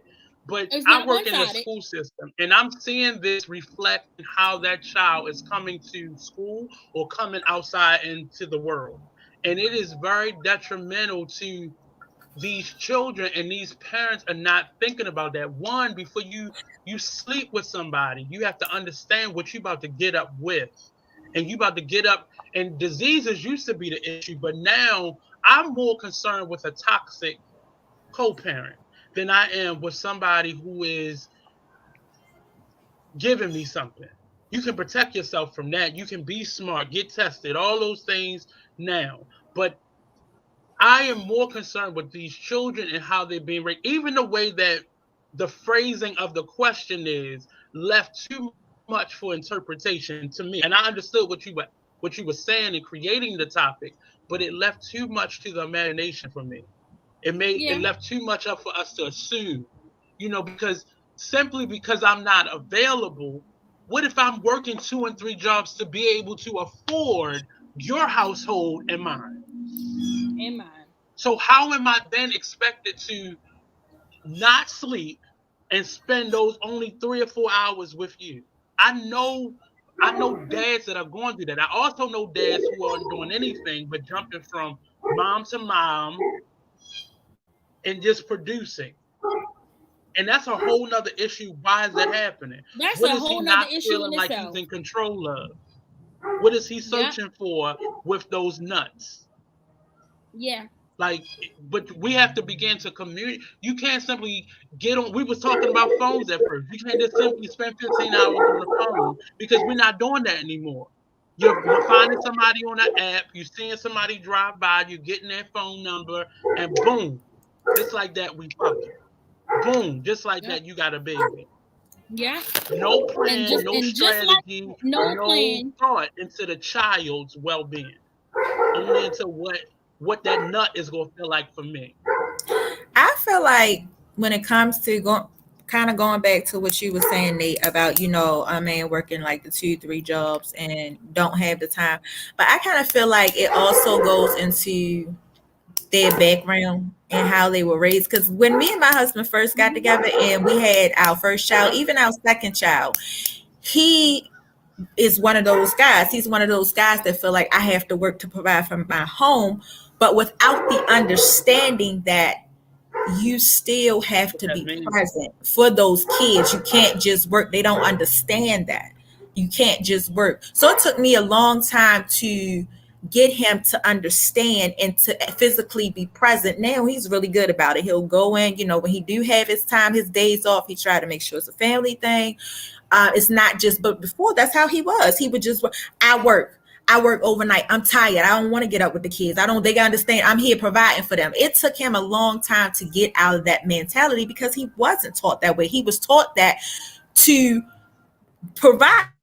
That's being a father. You provide, and that's all he knew. Being a father means you provide. Being a husband means you provide. But a lot of men don't understand or were not taught that you still have to physically be present in some type of form or fashion. You can't just say, "Oh, I'm tired," because you do have days off. So it's changed a lot, and I'm very proud of him for making those changes and physically being there. And even when he comes home from work now, and it's 10, 11 o'clock. If he hears the kids up, he'll go sit in there and have a conversation with them. He'll go ask them how their day was at school. He'll go ask them, what are y'all planning on doing, things like that. It might be a short conversation, but you can see the changes. You can see the steps towards. If you didn't say that to him in love, he would have probably never got that lesson. He probably would have never got that lesson. He may not have been given that lesson. He may not have had a parent who was physically that. Maybe mentally, financially, but not physically that. So because that's how you have to take stuff with men in love and then step back and let them get it. That's how his mom was. You don't never spend time with your children. You don't never, mind you, same time, you keep sending your children to your mother's house when you want to go out on a date.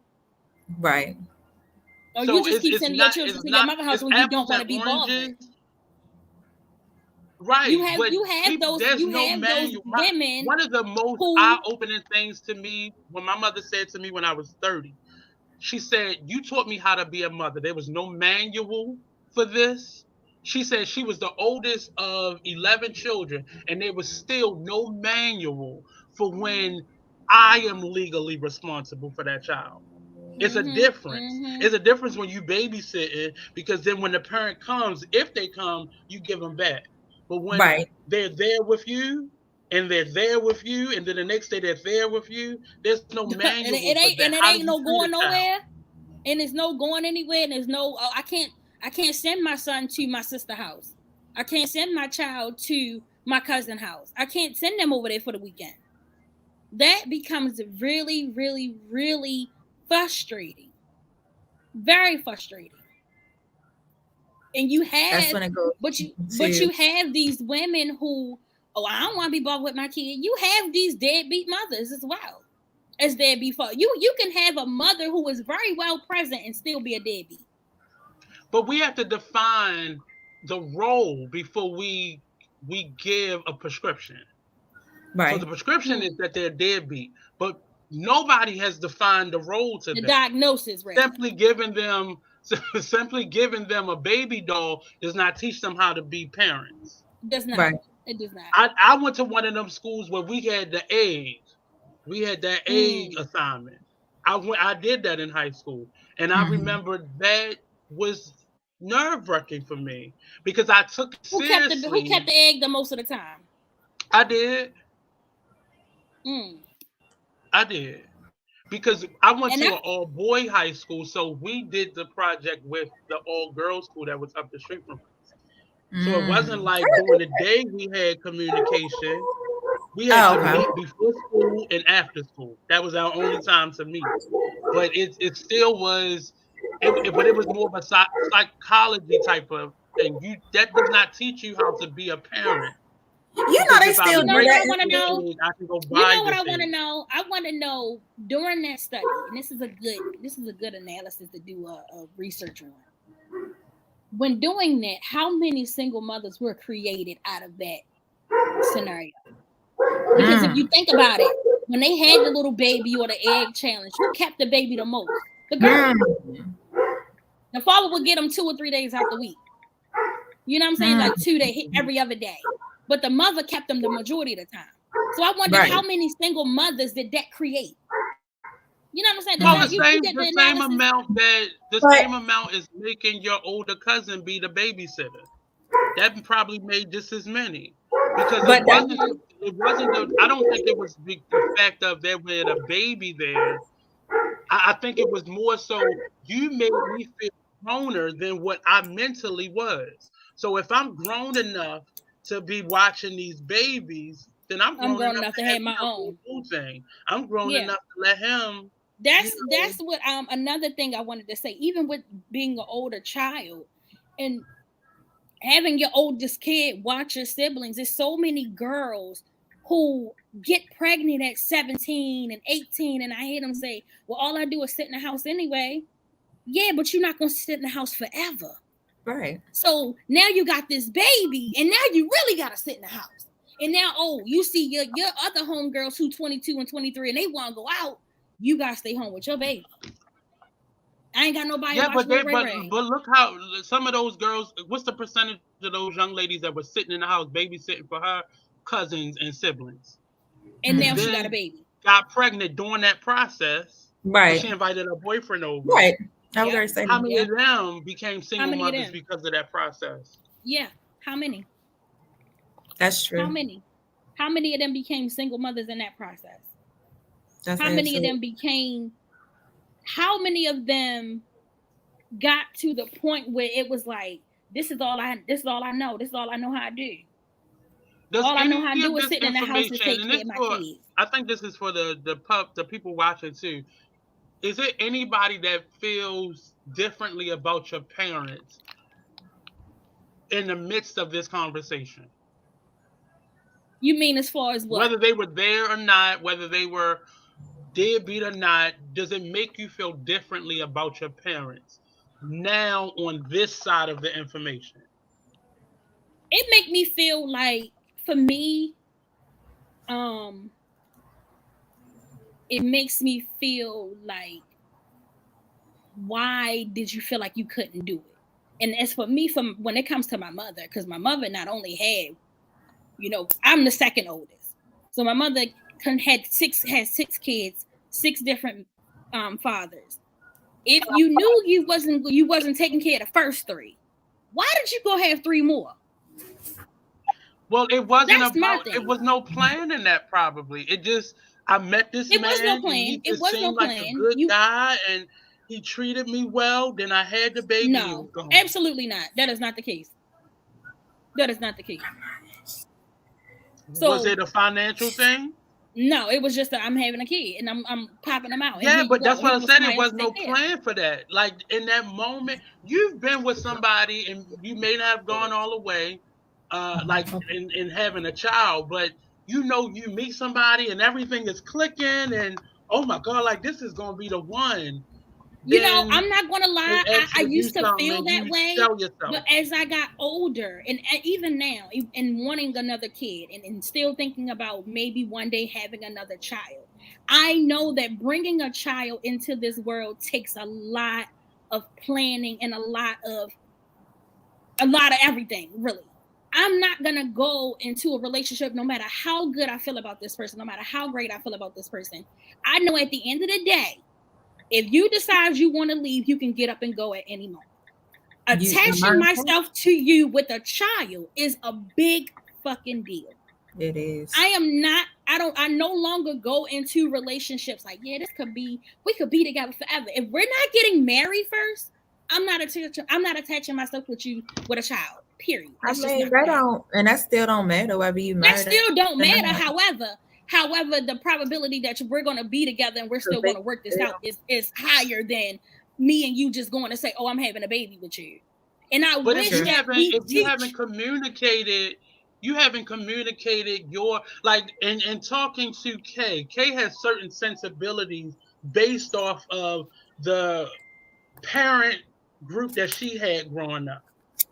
Like, so to say something different, and then you and I, based off our crazy upbringing, we have other sensibilities and expectations. Right. But when you get together with someone, you have to discuss those differences, and you have to continuously discuss them. And that's what I don't like about our generation now. And not after you had children. That's what I don't like about our generation now. We don't do that, and I hate that for young women growing up. Tamika said my mother lived in the South when she was pregnant with me, and she left to come to Baltimore. My dad was still in the South. I felt like my life wouldn't have been very different had I had both my parents in my life physically. My father could have done more to be around me, and my mother could have done more to get me around my father. So this is a really personal subject for me in so many ways. Listen, me too. And everybody know I'm a willing testament to that. I guess, Tamika, is that what made you and Tamika bond? Is that kind of a strength of your friendship? I'm gonna say no. I didn't really know. I'm gonna say when in meeting Tamika, I really didn't know much about her upbringing. I know her mom, and I know this, that, and the third, but I didn't know much about her upbringing, basically. I didn't know much about it until we got way deeper into our relationship. So as for me, and this is so weird, I have this weird niche with women that when I meet them and I become friends with them, then they then open up to me and say, "Oh, my mom wasn't there for me either. I didn't have my father either. I didn't have my this either." And it's like, dang, for real? What you and your mother, this, that, and the third? Like, it'd be like, no, my mother wasn't really there for me. And I'm not saying that this was Tamika's story, but I'm just saying I find that in a lot of women that I meet and I become friends with, and then we develop a bond on a deeper level. So when me and Tamika developed a bond, it wasn't based upon our backgrounds.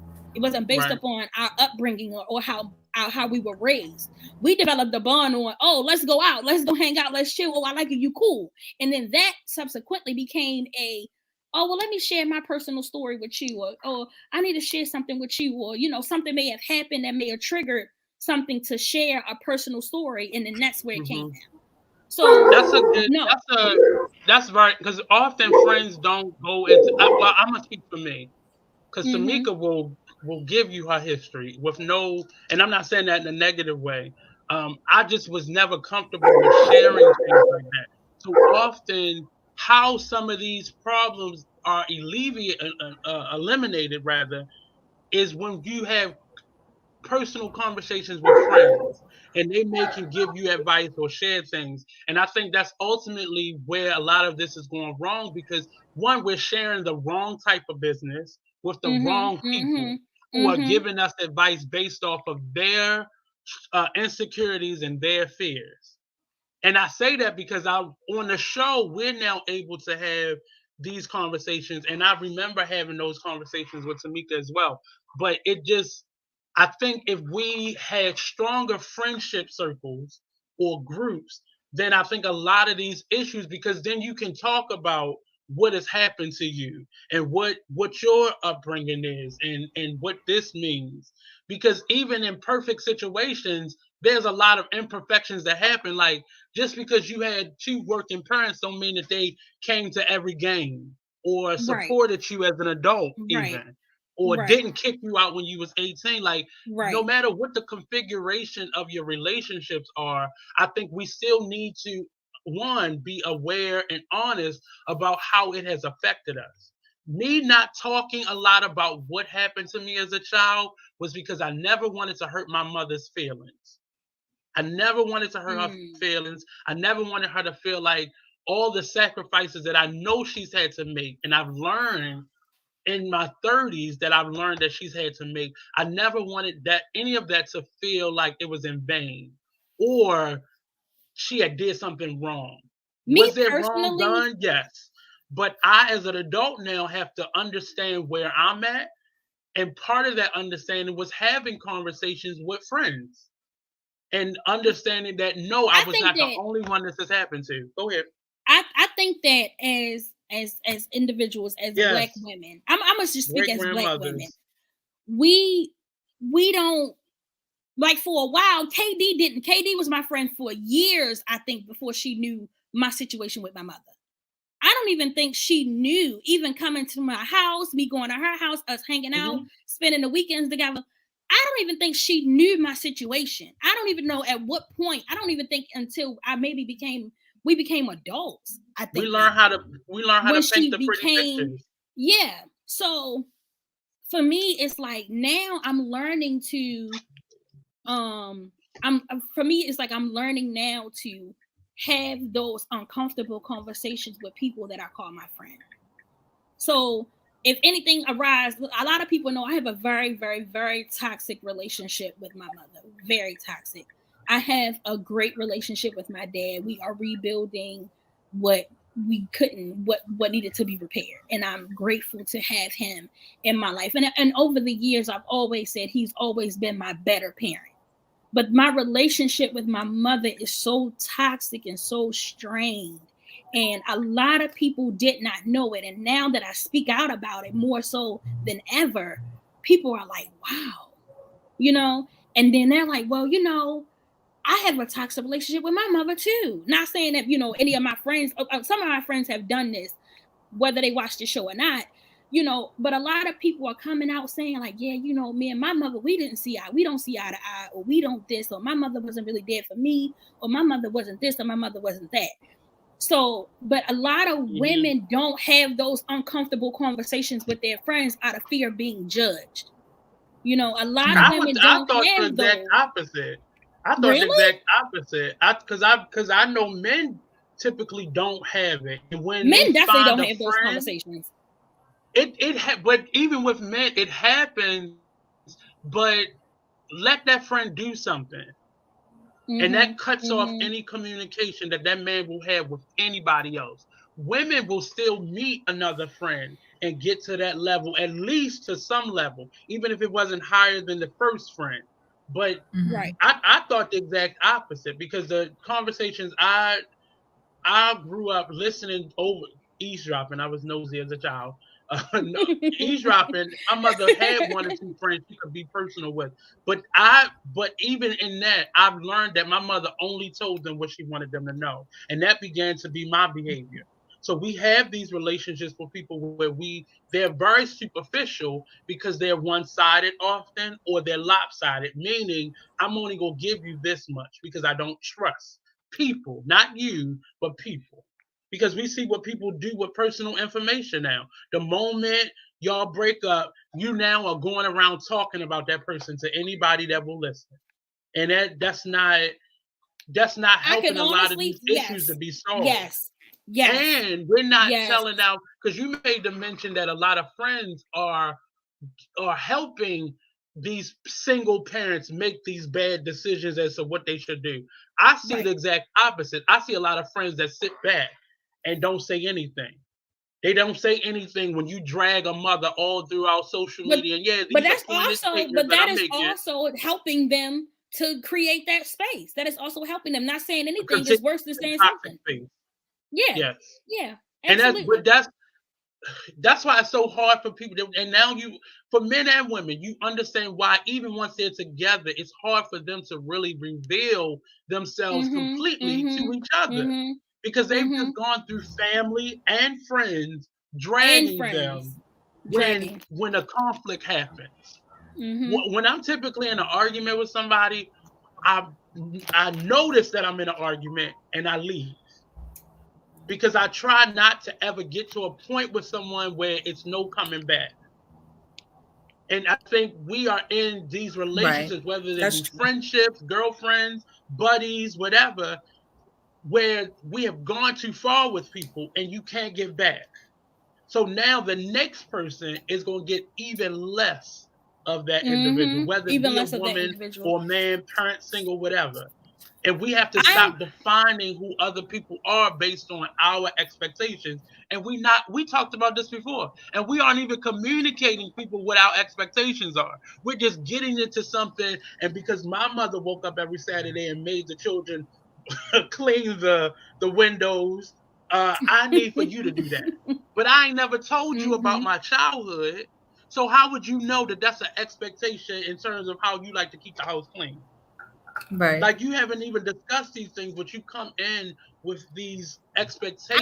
That's the issue. You know what? I ain't even gonna lie. I had talked to my therapist about this before. That is the one expectation that I had when I moved. Come through therapy. When I had moved in with my boyfriend, my then boyfriend, moving into someone else's household is very different than somebody moving in yours. So me moving into a household that he had with his daughter, he's a single father, and I moved in and I was like, this cleaning ain't up to my standards. And it's like, well, it's clean. And it's like, no, you got to wipe down the walls. You got to do this, you got to do that. And it was like, what? His daughter was like, me and his daughter had the hardest time for the longest time developing that communication. It was so many obstacles and hurdles that I had to climb over to reach this girl. But my therapist had me to take a step back and say, Crystal, that's how you grew up. That ain't how she's growing up. He's not teaching her that. And you have to then say to her or let her know, like, hey, I'm just showing you how I grew up, and this is what I know it takes to make a clean house. And what your father may be showing you to make a clean house is not what takes to make a clean house, because he only going to clean to his standards, and you're going to clean according to your standards. And my standards is every other Saturday or once a month one Saturday out the month, we washing these walls, we cleaning these baseboards, we doing some deep cleaning. And she like, girl. And she like, girl, please. Exactly. That's exactly what was said. That. Girl, please. And she said exactly what I swear to God, that's exactly what she said to me. We don't wash walls. I've been a step parent before. I get it. We don't wash walls. What you mean wash the walls? Why would we be washing the walls? And I'm like, you don't see your handprint, the dirt on the wall? But why you washing she just kept saying, but why you washing the wall? And I'm like, your wall is brown. You don't see that it's supposed to be white? And she's like, no. I see the wall. Rubbing against it with your coat. You going down the steps. I don't know why when kids go down the steps, they gotta have one hand on the wall, one hand on the rail, going all down. Your ass hands off my damn wall. You know, and it's like, well, you saying that because you probably have been popped a couple times for having your hand on a wall. Yeah. You know, and that it goes into how you're raising a child. Yeah, like, I just had flashback. I just had flashback. Many of us aren't that deeply connected to elders that care.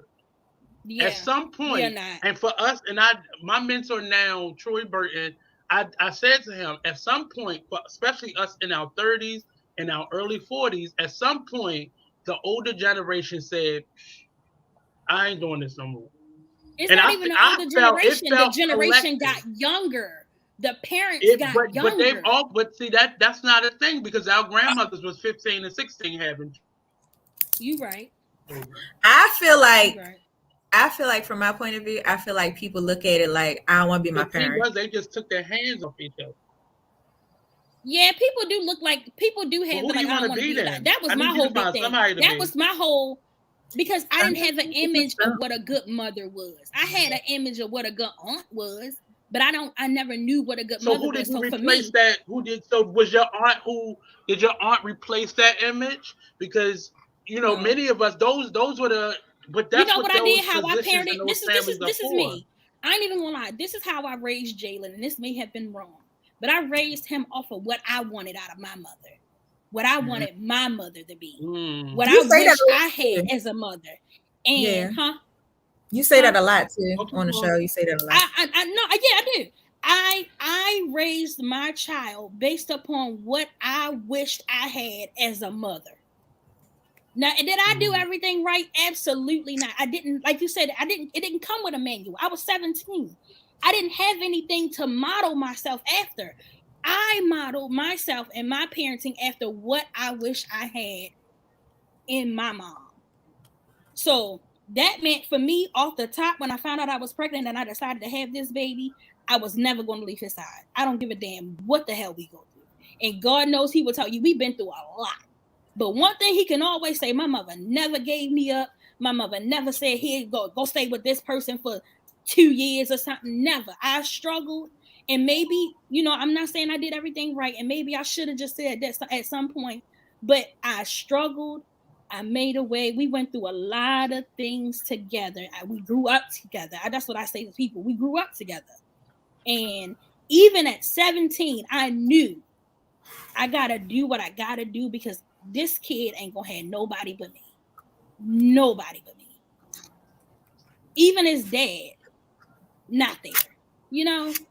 Gerard played a big part in his life, but at the end of the day, Gerard had the choice to leave or go. And I'm thankful for him as well because he never left Jalen without some type of father figure in his life. You get what I'm saying? Like if any major thing, Gerard is always there. And even now he'll tell people like, that's my son. I named him. I've been there since he was born. I was there when he was born. And I appreciate that for him because a lot of people don't have that. Mm-hmm. A lot of people don't have that. Was that his biologically? No. Biologically, no. But see, that's and that's one of the things that I think. At some point, I wish I started saying as I started researching my parents, meaning asking their siblings about them and hearing what was being said about their relationship. I kept saying, I wish they would have tried harder. But for me, try harder came with a list of, I wish you would have gotten the help that you needed, Dad. I wish you would have opened your heart up more, Mom. I wish, and I started saying those things, not to my mother, because I no longer have my dad to say it to, but I just wish they would have tried harder. Now, that's my selfish request, but even for parents, we have to understand. Is it selfish though? It is selfish because it's not because you felt like that was something that you were lacking from that person. But selfishness isn't a bad thing, and I think it was selfish because it's easy for me to sit outside of their relationship and who they were as individuals and say that. It's very easy. Hindsight is always 2020. You can say these things after they've gone through life, after you've had a mother that sacrificed, a dad that didn't know how to be a dad, no more than a mom. It's just the thing is, traditionally, the child stayed with the mother. But I have a relationship in my mother's family where my cousin, her mom, the one that left, and the dad stayed, and it was not easy. That's becoming. I can clearly see that relationship wasn't easy. That's actually becoming a new. They're becoming the new single mothers, single dads. That's becoming the new norm because the mothers are now saying. It's not even that the mothers are leaving. The mothers are now saying, "You ain't finna think you finna leave me and stick me with this kid by myself. Here you go. Right.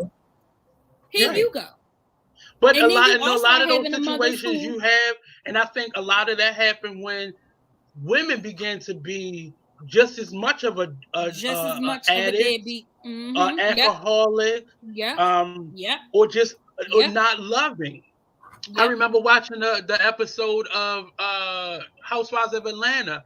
Kenya Moore's mom, like her mom to this day won't have a conversation with her because she and Kenya Moore's mind, she just made a decision. She didn't want to be a mother. And we don't know what if the dad raped her? What if there was something that happened between the mother and father to make that mother reject that child? We can't fathom how a mother will reject a child because it physically came out of her. It doesn't make sense. But it doesn't in our mind it doesn't make sense. Right. But in your mind, because you learned a lesson from the parents that you had or the women that you saw, and you said, I could never be that. I see that as a way that your mom taught you a lesson. But some people don't see it that way because they felt like they had to learn that lesson on their own. But if you had not had that incident with your mom, you wouldn't know the mother that you needed to be. Now, you and your son have a relationship that's far different than any relationship you probably ever had with a mother figure or mother. And I just want us to start having the conversations and speaking out loud with them because that's the only way a lot of this stuff will be resolved and we won't continue to pass down the same traumas and triggers that we got. But then you have parents like mine, like my mother refuses to take the accountability. Like, okay, y'all know I'm always personal on this show with my business. But, my sister Portia does not know her dad. She knows his name. She's never met the man, don't know what he looked like, XYZ. So she has this thing where she harbors that in her heart, right? Something missing. And for her, it's like she want to know why. Like, Mom, why you didn't? And my mother is just like, get over it. It don't matter. It's over. Get over it. You want to keep talking about it? Let it go. Get over it.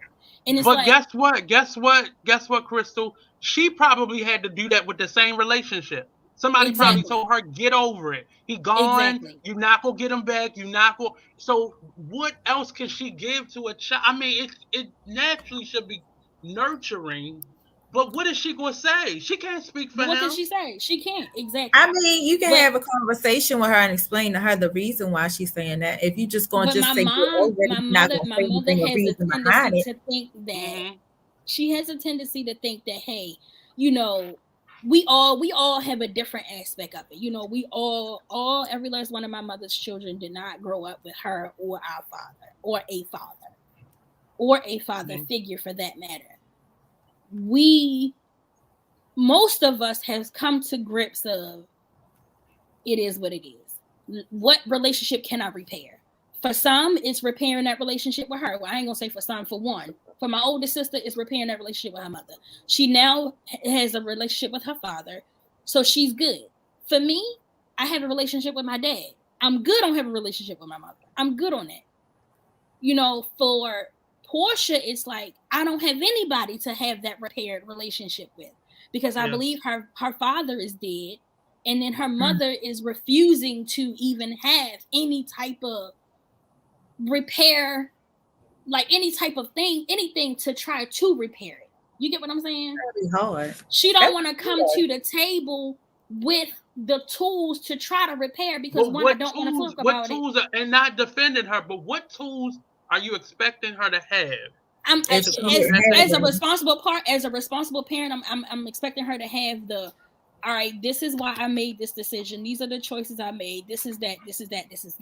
She don't want to talk about that. Is it that she don't know how? Right. Like, what did she I wouldn't say she don't know how. I wouldn't say she don't know how, because she does. She just don't want to have that conversation. But so and I'm always the other side of the coin. Mm-hmm. What if each one of those, because we see this a lot in a mother that may have 10 sets of children. And you like, well, baby, what happened? You didn't see the pattern after the third child, the second child, the fifth, seventh, eighth child? But I've seen those, but you really thought that this one was the one, or this one, even if you didn't have love for that person, you thought this one was going to be the one that took care of you. Mm-hmm. And soon as that nut was busted, they got out of there. But in a person's mind, they often say men use love to get sex and women use sex to get love. Mm. And I've never known that to be more true as an adult. But that's a reality for a lot of these, especially in your mom's age group. Condoms were becoming a thing. Mm-hmm. So for me to get my bills paid or to have a comfortable life, someone semblance of a comfortable life, I had to find me a man that was going to take care of me. And often that came with a man that beat the shit out of me, who slept around on me, who had a whole family on the other side of the world that he took care of full time. And I became the part-time love. Mm-hmm.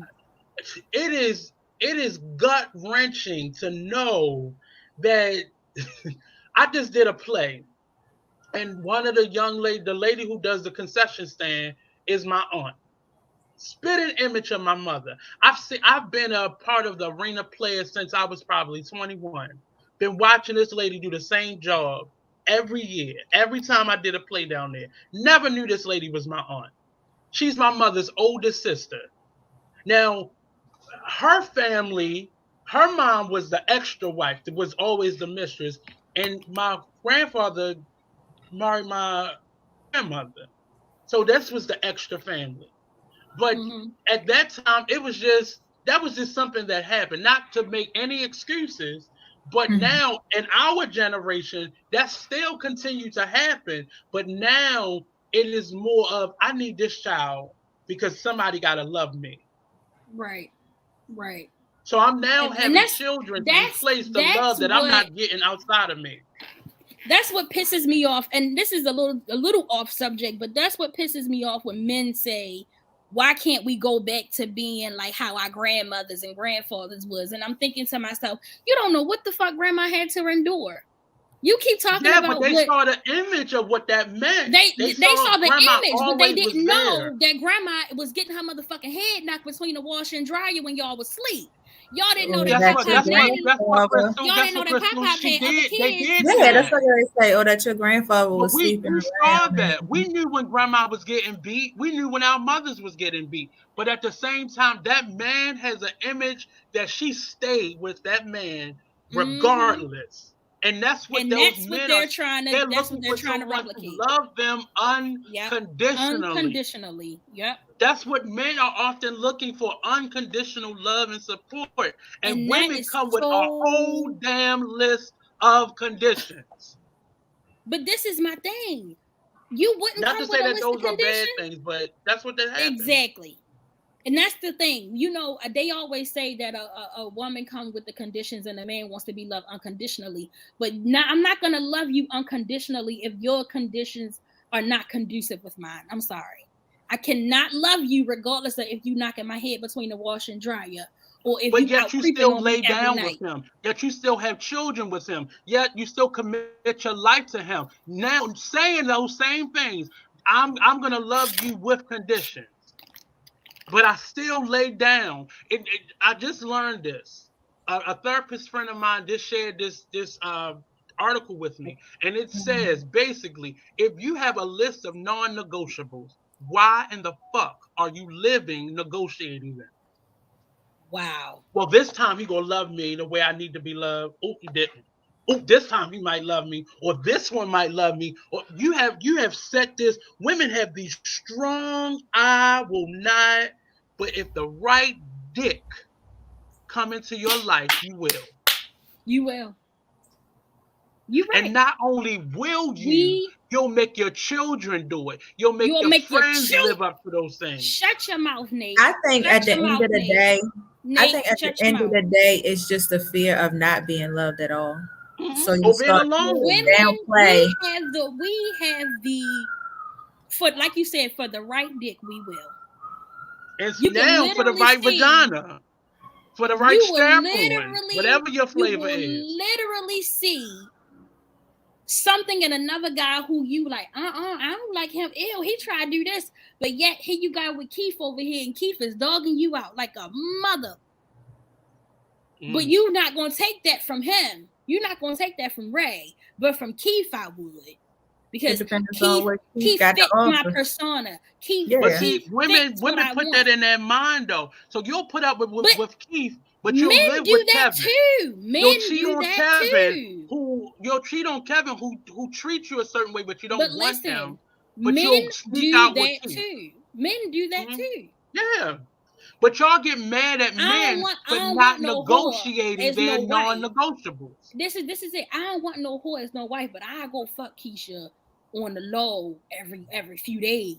But my wife can't do that. My wife got to be mine. And that's what you do as the wife.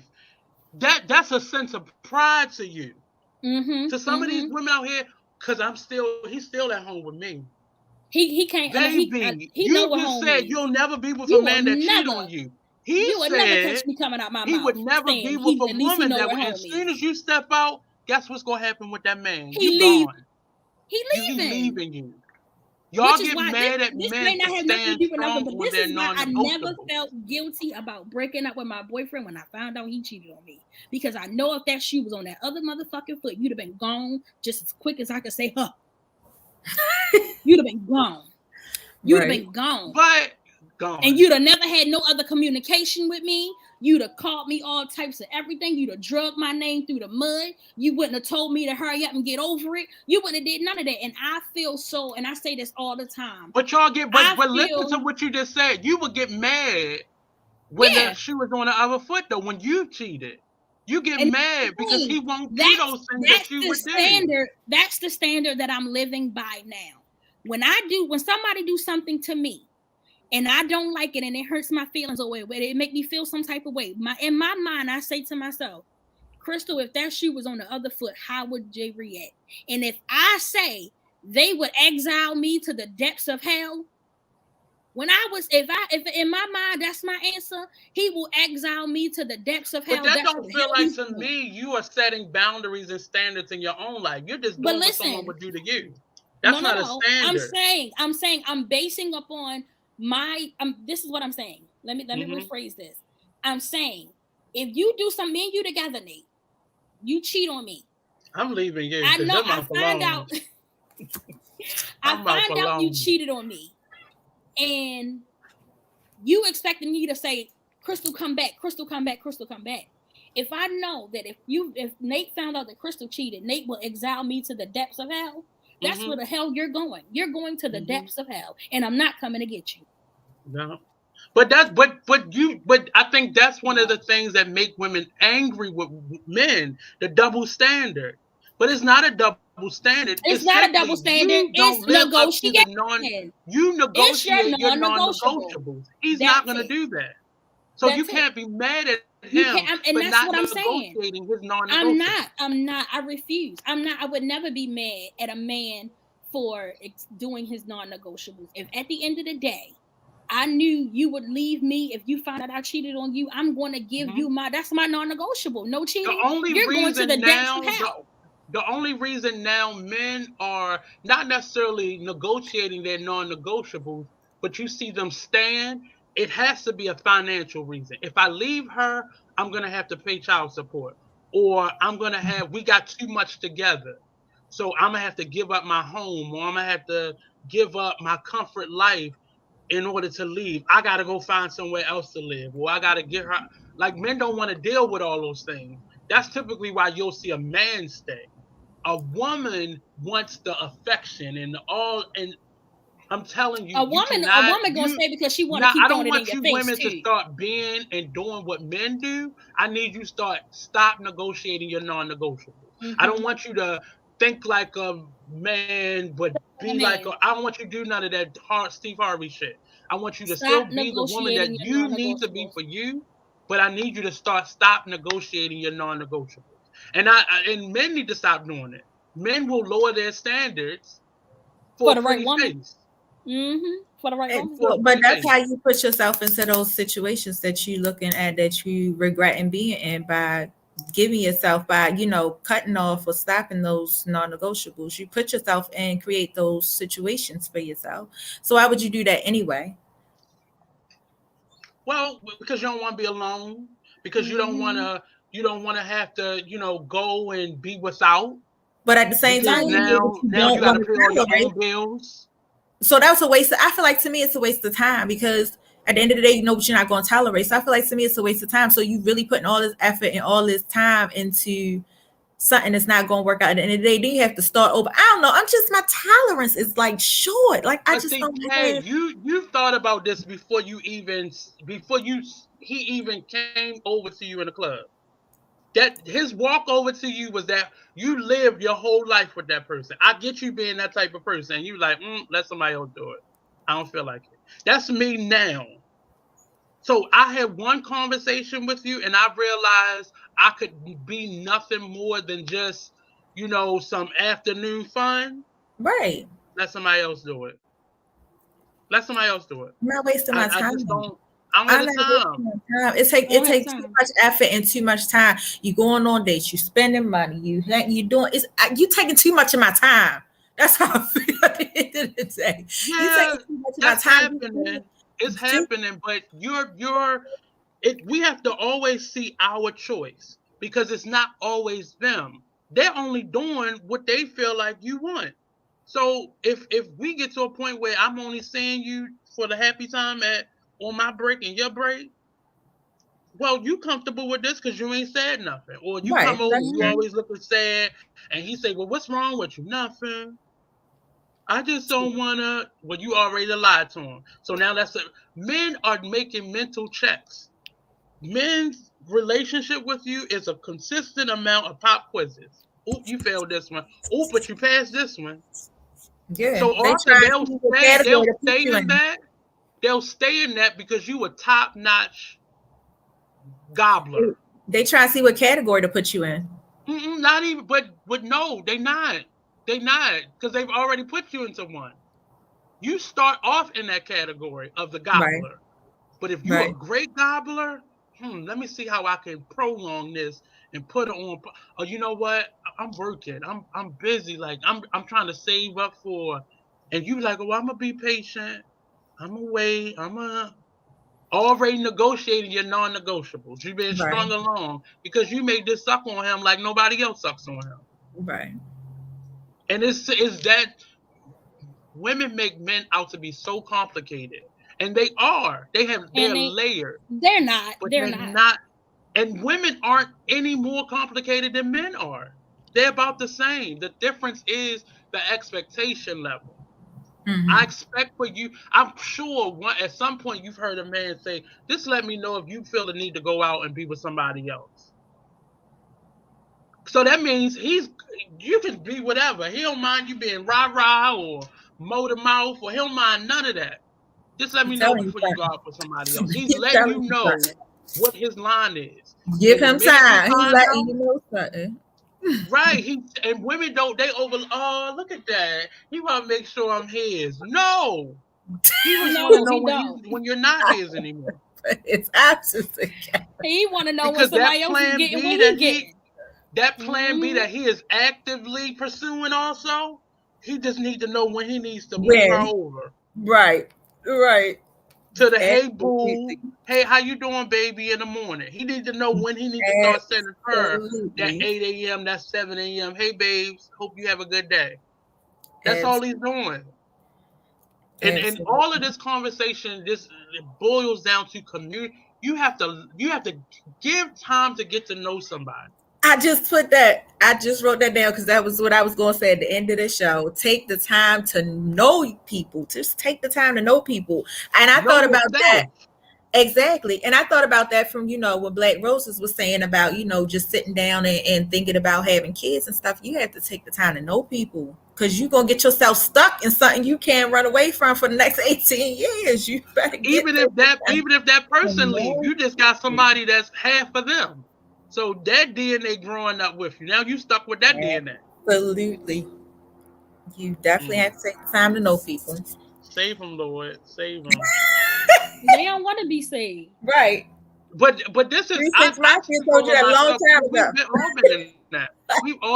We've all moved too fast. You ever move too fast and that person like, nah, I'm good. And you like, damn, if I'd have just chilled a little bit, if I'd have just played it cool just a little bit. First to move too fast, Gatlin. But just know that turns somebody off. And people not necessarily going to say that turn y'all for a very long time. That was me. I moved entirely too fast. They're not going to say it. And then I started to, as I get older, I realized my tolerance for men and dating is at 0 right now. I told you, you get older, I'm not looking to date. I don't want to date anybody. I don't want anything. I want to be alone because this is so exhausting. And you don't want to be alone. Shit. After the relationship I just had. But Mom, don't say that. Don't say that because that's gonna be the reality. You know what? You're right. I'm gonna hold on to God tells me. You have not found the right person for you. I have not, and I really thought I did. I ain't even gonna lie. I don't even know why I thought I did, but in my mind, I sold myself a dream that he was my person. He was it for me. This was it. I kept telling my friends, but did this you is look, it, y'all. I'm gonna get married. I'm gonna marry him. But did you do your check? Did you take anything off your non-negotiable list to allow a relationship? See? Girl, I shredded the fucking non-negotiable list. You can't. You gotta stick to it. It's a reason why you're sticking to it. And that's a reason. And that's exactly why my dumb ass looking the way I'm doing. Huh? Did he negotiate on his non-negotiables? Absolutely not.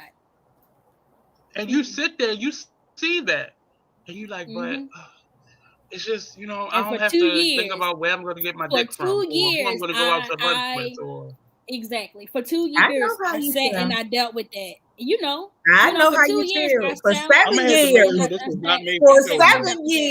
I sat back and forth with, for 7 years, I sat back and forth with the same one person, waiting and thinking, oh, he's just waiting for this. Oh, he's just waiting for that. Oh, and then when I finally I say this to men all the time.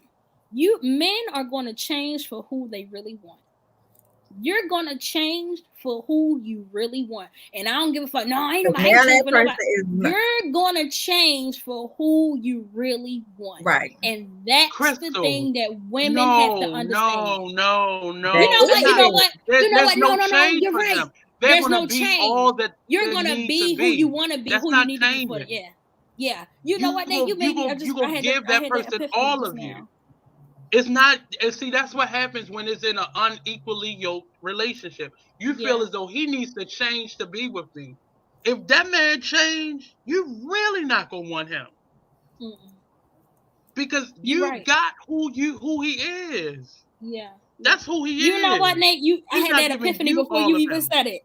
I had that epiphany. Sometimes when I think about certain things that I say, I think about how would Nate say this? How would Nate view this? And before I could get it out, I said no. That's not changing. Men are going to be who they are, and that's what I said. Go with the instinct, baby. Please go with the instinct, because I'm still a work in progress.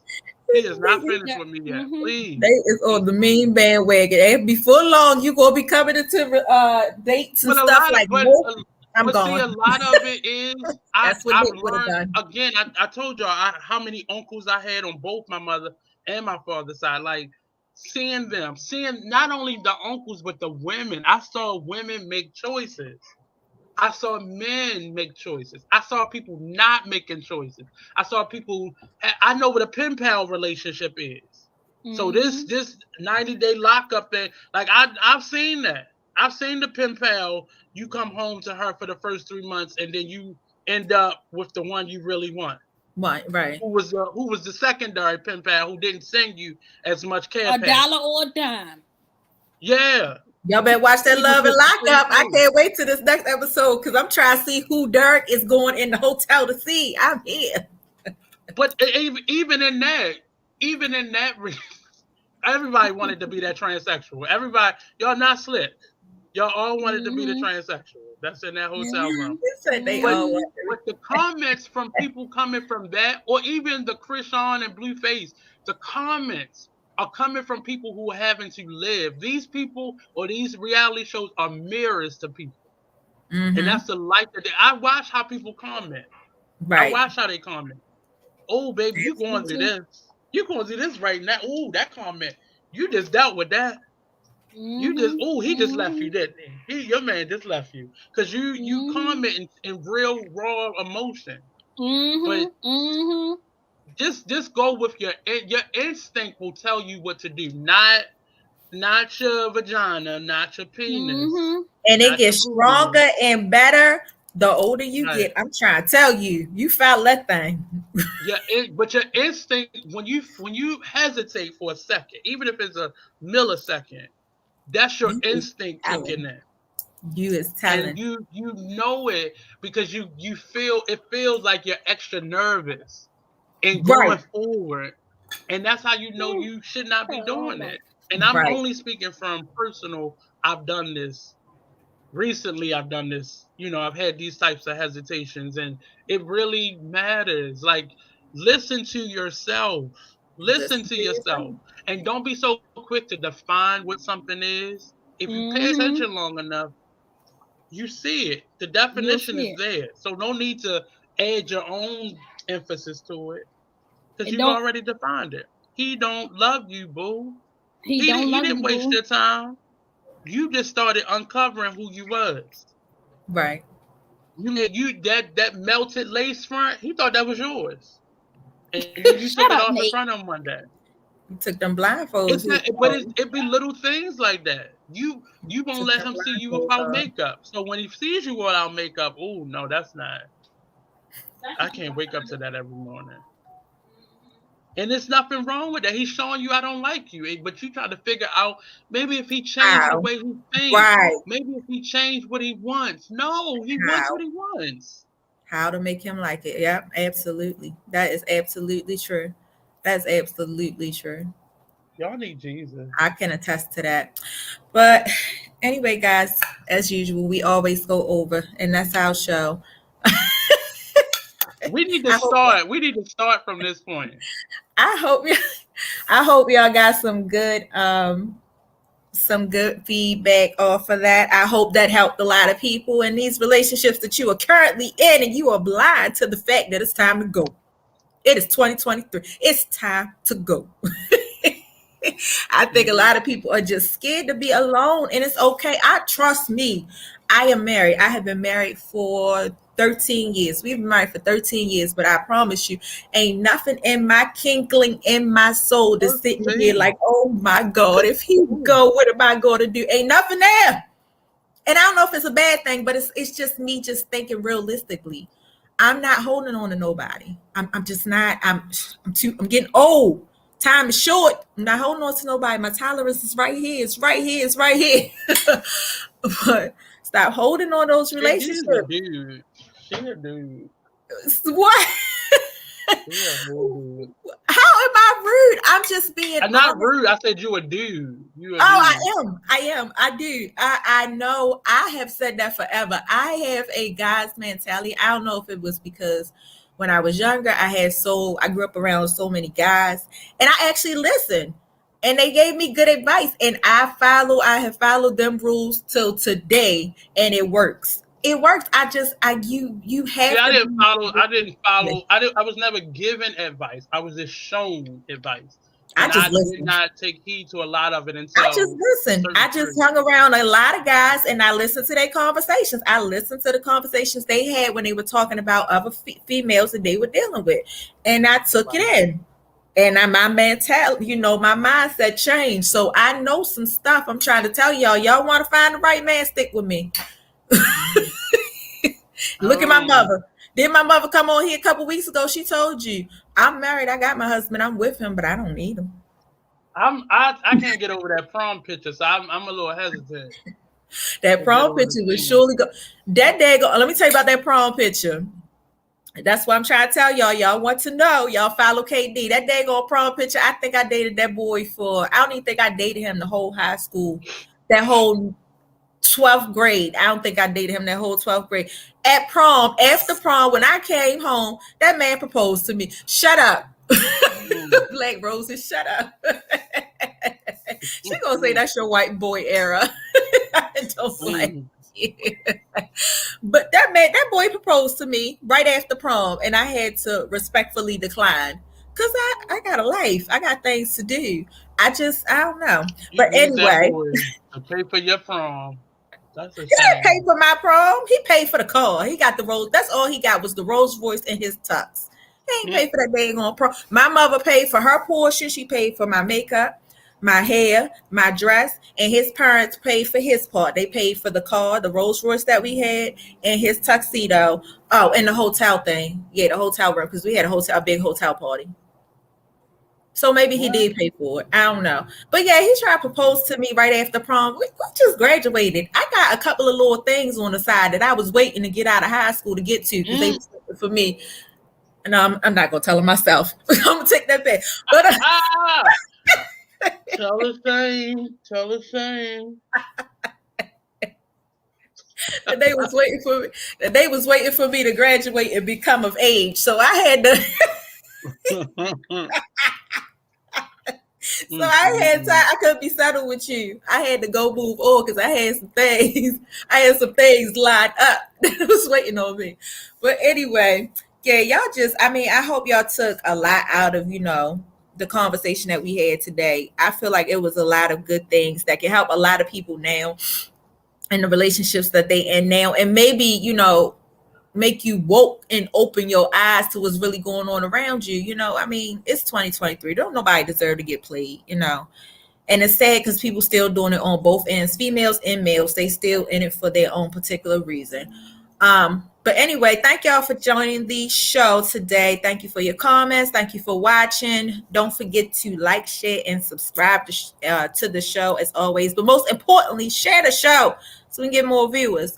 If you want to become a sponsor or if you want to become a guest, we are looking for guests. If you have businesses that you want to promote, you want to talk about, you want people to know about, you want people to come out to your pop-ups, you want people to need grass cut, anything, snow shoveled. It is January in Baltimore. I don't know if it's snowing. Is it still snowing there? What you won't do is call up no snow.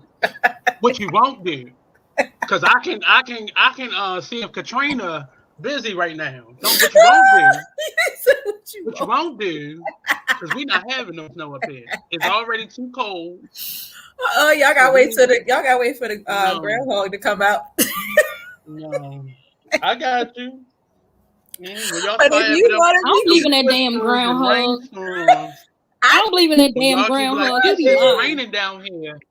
It is. 6 more weeks. 6 more weeks and spring will be here. Girl, we know that's what the calendar says. You said we know that's what the calendar said. I can't with you. But if you want to become a sponsor or a guest on the show, like I said, you want to promote your business, anything like that, you can hit us up, PodcastIAmShe at gmail.com or on Instagram and Facebook at I.Am.She. Do not come in my DM for no hookup. I am not on Facebook dating.com. I'm not. Stay out of there. But if you have a business proposition other than sexual, I will definitely respond. The only other thing is, I wanted to announce here first, the Artist Exchange brand is growing in a different way. So you can now find us on YouTube at the Artist Echange Media Hub. You can also on Facebook go to the Artist Echange Media Hub, and that is where we will be in terms of building a platform. We're not going to use the S word yet, but a platform. If you're looking for a space to be able to just tell your story, if you're looking for a short series podcast or podcast, this is the place for you. This show is an example of what we can do and how you can get your message going across. We're looking to build more. I'm going to stick at that. We're looking to build more and to have more opportunities for I.Am.She Podcast. If you have a live event or something you want to bring them to, definitely hit us up. I.Am.She, is it podcast I.Am.She at Gmail? Yeah, PodcastIAmShe at gmail.com. Or on our social media. We take messages on social media, appropriate messages, because we're just going to assume that they're all for Crystal. Right. And our pursuits to find her man. That's going to be the next series that we find in love for Crystal Gatlin.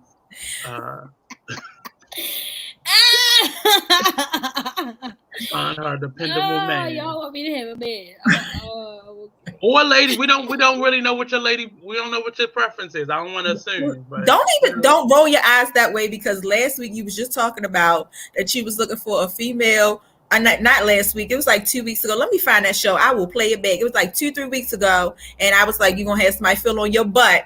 And you was like, "Yeah, you did say that." You said, "No, I did not. I did not." You did. Don't make me play back this show. Tamika, we don't go by the groundhog. We go by gray sweatpants. Lord, how does that work? Would you let your husband go outside with gray sweatpants on? Yeah, I don't care. I just want to let y'all know. I'm the one to direct all the videos. I want to give y'all a little bit of tea. What you may see, a bulge is not any indication of what you go get. And please, you need to be watching out for the ones that don't have a bulge or don't have a noticeable print. Because those are the ones that may knock that uterus to the side.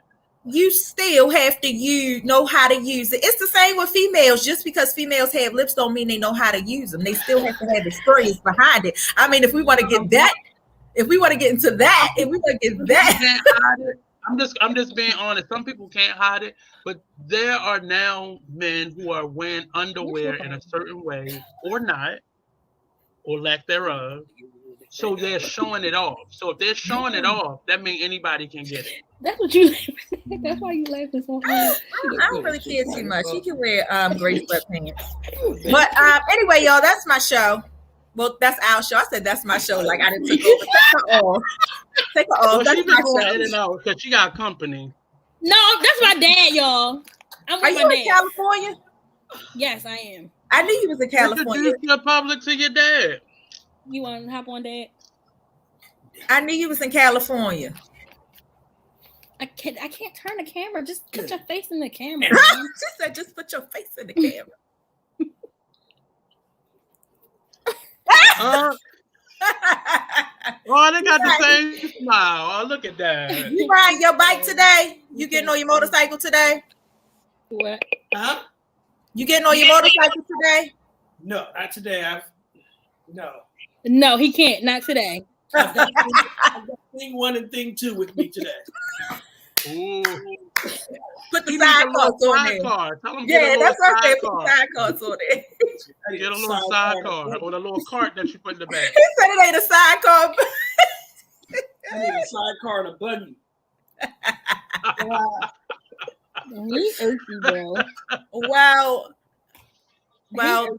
Well, thank you for tuning into our show. And you have KD from Florida, BlackRoses in California, and I'm going back to Baltimore. Hold on. Let me finish. And Nate in Baltimore. I'm going back to Baltimore. What you gonna do? At least in Baltimore, we got a black governor. What y'all got? No, bam. Y'all got y'all governor trying to take out y'all African American studies. He's trying to take out African American studies. I don't know who the governor is here. Ron DeSantis. I don't know who the governor is. Ron DeSantis is trying to take out African American studies in all Florida high schools. He's already started taking out books. Actually, I don't know now. I'm a little bit I'm on the fence about, Republicans. Oh, she's Republican now, Crystal. I'm on the fence because I am really paying attention to the education. I am really paying. Yes, find me "Make America Great Again" hat because I'm on the fence now. I don't know because America ever great. Yep. Because the education down here is superb. You got another friend to make it look like she's free. When was America ever great? When we came over from Africa, we made it great. Right. Listen to what you said. We made America. That's all I want. That's all I heard. We made America. But the sad part is KD would be the secret Republican and wouldn't even tell nobody. I won't. I know she voted for Trump. Y'all ain't coming for me. Y'all ain't coming for me. I already know she voted for Trump. Look her ass off the show. Y'all, and I bet you, matter of fact, if I go down to the beach right now, they got a store that only sell Make America Great Again stuff. I'm gonna come back on the next episode with my Make America Great hat. That's racist. And this is how the show is gonna look from this point on. Matter of fact, she ain't even no host on this show no more. No. Oh God. Well, y'all, that's the show again. I said it 2 times. That's the show. Y'all get off the show. Goodbye. Have a nice Saturday. Bye, you guys. Enjoy the snow, Nate. Whatever. No snow in Baltimore, girl. You were not. Thank you. We were